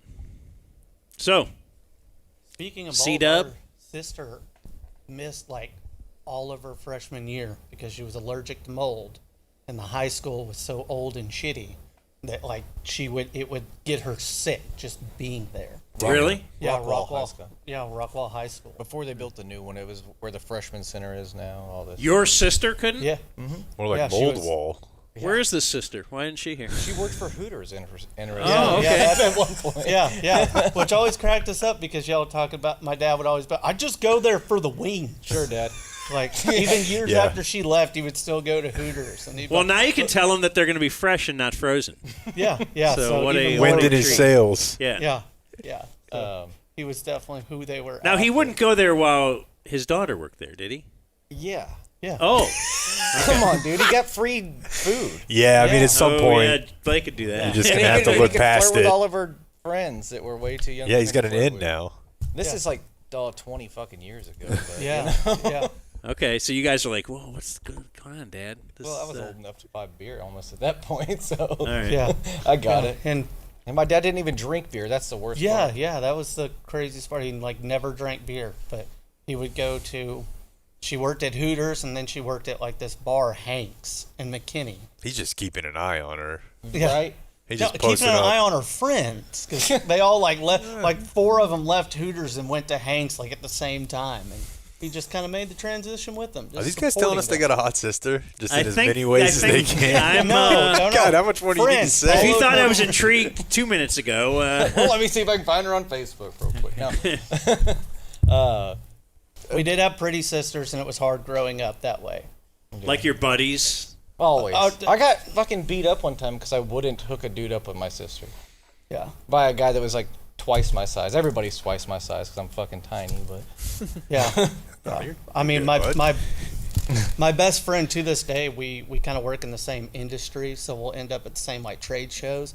This jackass will be like, "Have I ever told you about David's hot sister?" Yeah. And I'm like, "Thanks, you prick." That's a curse. Yes. It is. Yes, it really is a curse. I remember last week y'all were talking about intercoms, right? In Deion Sanders' house. Mm-hmm. I used to be a home theater AV technician, and I worked in Deion's house when it was in Salina with the copper roof. The intercom did not work. Of course. I worked for the AV company that probably was supposed to make it work. They never do. And another thing, Sean Payton's ex-wife was super nice. I worked in his house when he lived in like Trophy Club or wherever. Yeah. And she like made us lunch one day. Wow. Yeah, we were, just putting new speakers in the house or some shit. But she's like, "Are y'all hungry?" I was like, "Yeah, I mean, That yeah, is we're a gonna go wow. get lunch." God damn, my wife wouldn't make me lunch. And he left her for a beauty pageant winner. She was a pretty lady too, so I don't understand. There was some other turmoil, I'm guessing. She got old. You know, things are relationships can be difficult, guys. They can indeed. They really can. Speaking of that, is your sister single or? No. She's actually married to one of my coworkers. I hooked Yeah. her up with one of my coworkers. Yeah. You don't want that. Yeah, that cup is from his 40th birthday. Yes. Philip Fest. These guys love to party. They love 40th birthdays. Fest. Yeah. Yeah. I've got like 2.5 more years it's probably going to be just a, hey, happy birthday. Until you're 40th. I'm the youngest, so everybody's going to be over it by then. Yeah. Like when I turn 40, like, hey, good, happy 40th. Well, they're going day. to have a lot of decorations saved up. All these 40 signs. Wow, thanks. Okay. Do we just go for it? We have we're being handed gift bags for closing remarks. I'm getting a gift. I got a Cowboys fan. I'm getting a gift piece of wood. A 1982. This is with the real blue. This sign says, "Don't argue with her dicker." Say it with like a her at the Don't end. argue with her, dicker. Yes. My wife bought that in an estate sale, and she thought it probably meant something other than what it actually means. Okay. And I was like, oh, that would be perfect for Dan, actually. Because you're like, this will be perfect to re-gift. Did you give me a Dak jersey? That's a Dak jersey. I got the Nice. Goodwill, so you can get your groceries. I'll for- take the Goodwill Dude, Dak jersey. yeah, It's the good right call. size. That's Yeah. gonna Wear save that you at the so much game. money. 100%. God, man, I'm saving money, repping the Cowboys. You're going to save money twice. You didn't have I'm to sorry, buy Buy it. it, and I get the And they get you a discount. discount. No, they know me. Look at just distance balls. I know. I was like 300 yards. Yeah. See if you can go for 350. Okay. Juice ball. Every golf ball is a distance ball if Blake's it. Yeah. We couldn't find a Nice. good coupon book. We figured run the ball. Dude, I would love. I'd love a good but, pass. like, You bought him so lunch. No Boy Scouts or nothing came stopping by. Do you want this coupon book? It's funny. No, none of that this year. That's awesome. This Well, has this been a lot of place- fun. yeah, this place is super is cool. sweet, You should be dude. proud. You, I you work appreciate on it. cars? This your bit? Yep. Well, yes, on the side. Yeah. I've got a bunch of trucks. I need a car. Actually, he gave me a car for my birthday. So That's nice. You know what I like 91 about the new age country person is they keep all the cars that don't work in the back. They're behind. Did you go back there and go pee behind the Well, shop yeah, and but see? normally, like where my grandparents, those go out front yard. there. Those are yard ornaments Yeah. that may stay there decade and a half. His busted cars are back there. They run though. Those ones back there Do they? run. Yeah. Nice. There's only like 2 that don't run out of the 18 here. Or I don't, that's an exaggeration. But. We figured out from our grandparents, if you leave it in eyesight, you'll get annoying people. You want to sell that? There you go. And so you just kind of put them off to the back. No, it's because I don't want my wife to tell me to get rid of them. That's why they're back there. You guys Cowboy fans? I am. Where do you stand on the Mavs right now? Wait, we have a Give 'em a basketball chance? team? Yeah. Okay, Fire good. Nico? All right, if they fire him, are you back? No. Okay, good. I'm not saying I'm gonna be back, but it's the start of what's next. Because I feel like Kid at some point has to go too. I would love Kid to go. But they I just want, signed him. But the problem is The damage is already done, dude. the guy, like, yes, Fatty McFat is going to be there. You know. Yeah, and we can't call him Tommy Boy because Tommy Boy was awesome. He was cool. He got the job done. I know. Like, in the end, he got, like he redeemed himself. Yeah. You know. No, the nail is in the coffin. If they hire Haralabob, I'm in. Hell yeah. Sight unseen. All right. Well, thank you guys for having us out. It has been fun. And tomorrow, Emmitt Smith. Oh, that's Excited right. about that? Well, yeah. He couldn't make it out here Y'all today. I was so- trying to get him out here. I've actually worked in his mom's house years ago, too. And Jerry Jr.'s house. A lot of people's house. Oh, Well, we'll look talk. at this. We'll Jerry talk. Jr.'s house is super. It's in like Highland Park or whatever, and it's nothing too crazy. And I almost got locked in the garage because the dude was like working on the fucking security locks and shit. I was like, I just want out of the garage. He did have an Aston Martin or some shit at the time, so that was kind of cool. Of course. Video cameras in the bedroom. Yeah. Video cams everywhere in those houses. That case was settled, Blake. Adios, mofo. We gotta go before this becomes a zoo. Thank you for watching my video. Subscribe and type for my name if you want to watch more of my videos.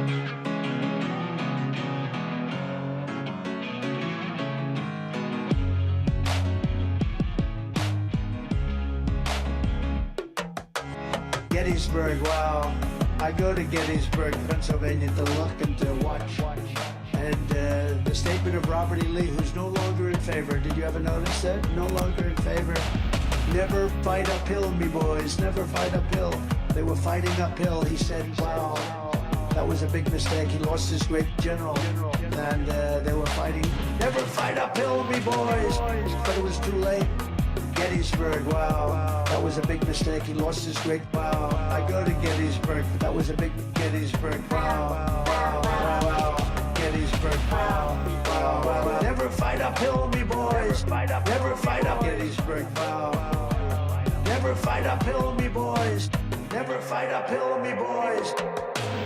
Looking to watch, looking to watch, looking to watch. Never fight uphill, me boys. Never fight up Gettysburg. Never fight uphill, me boys.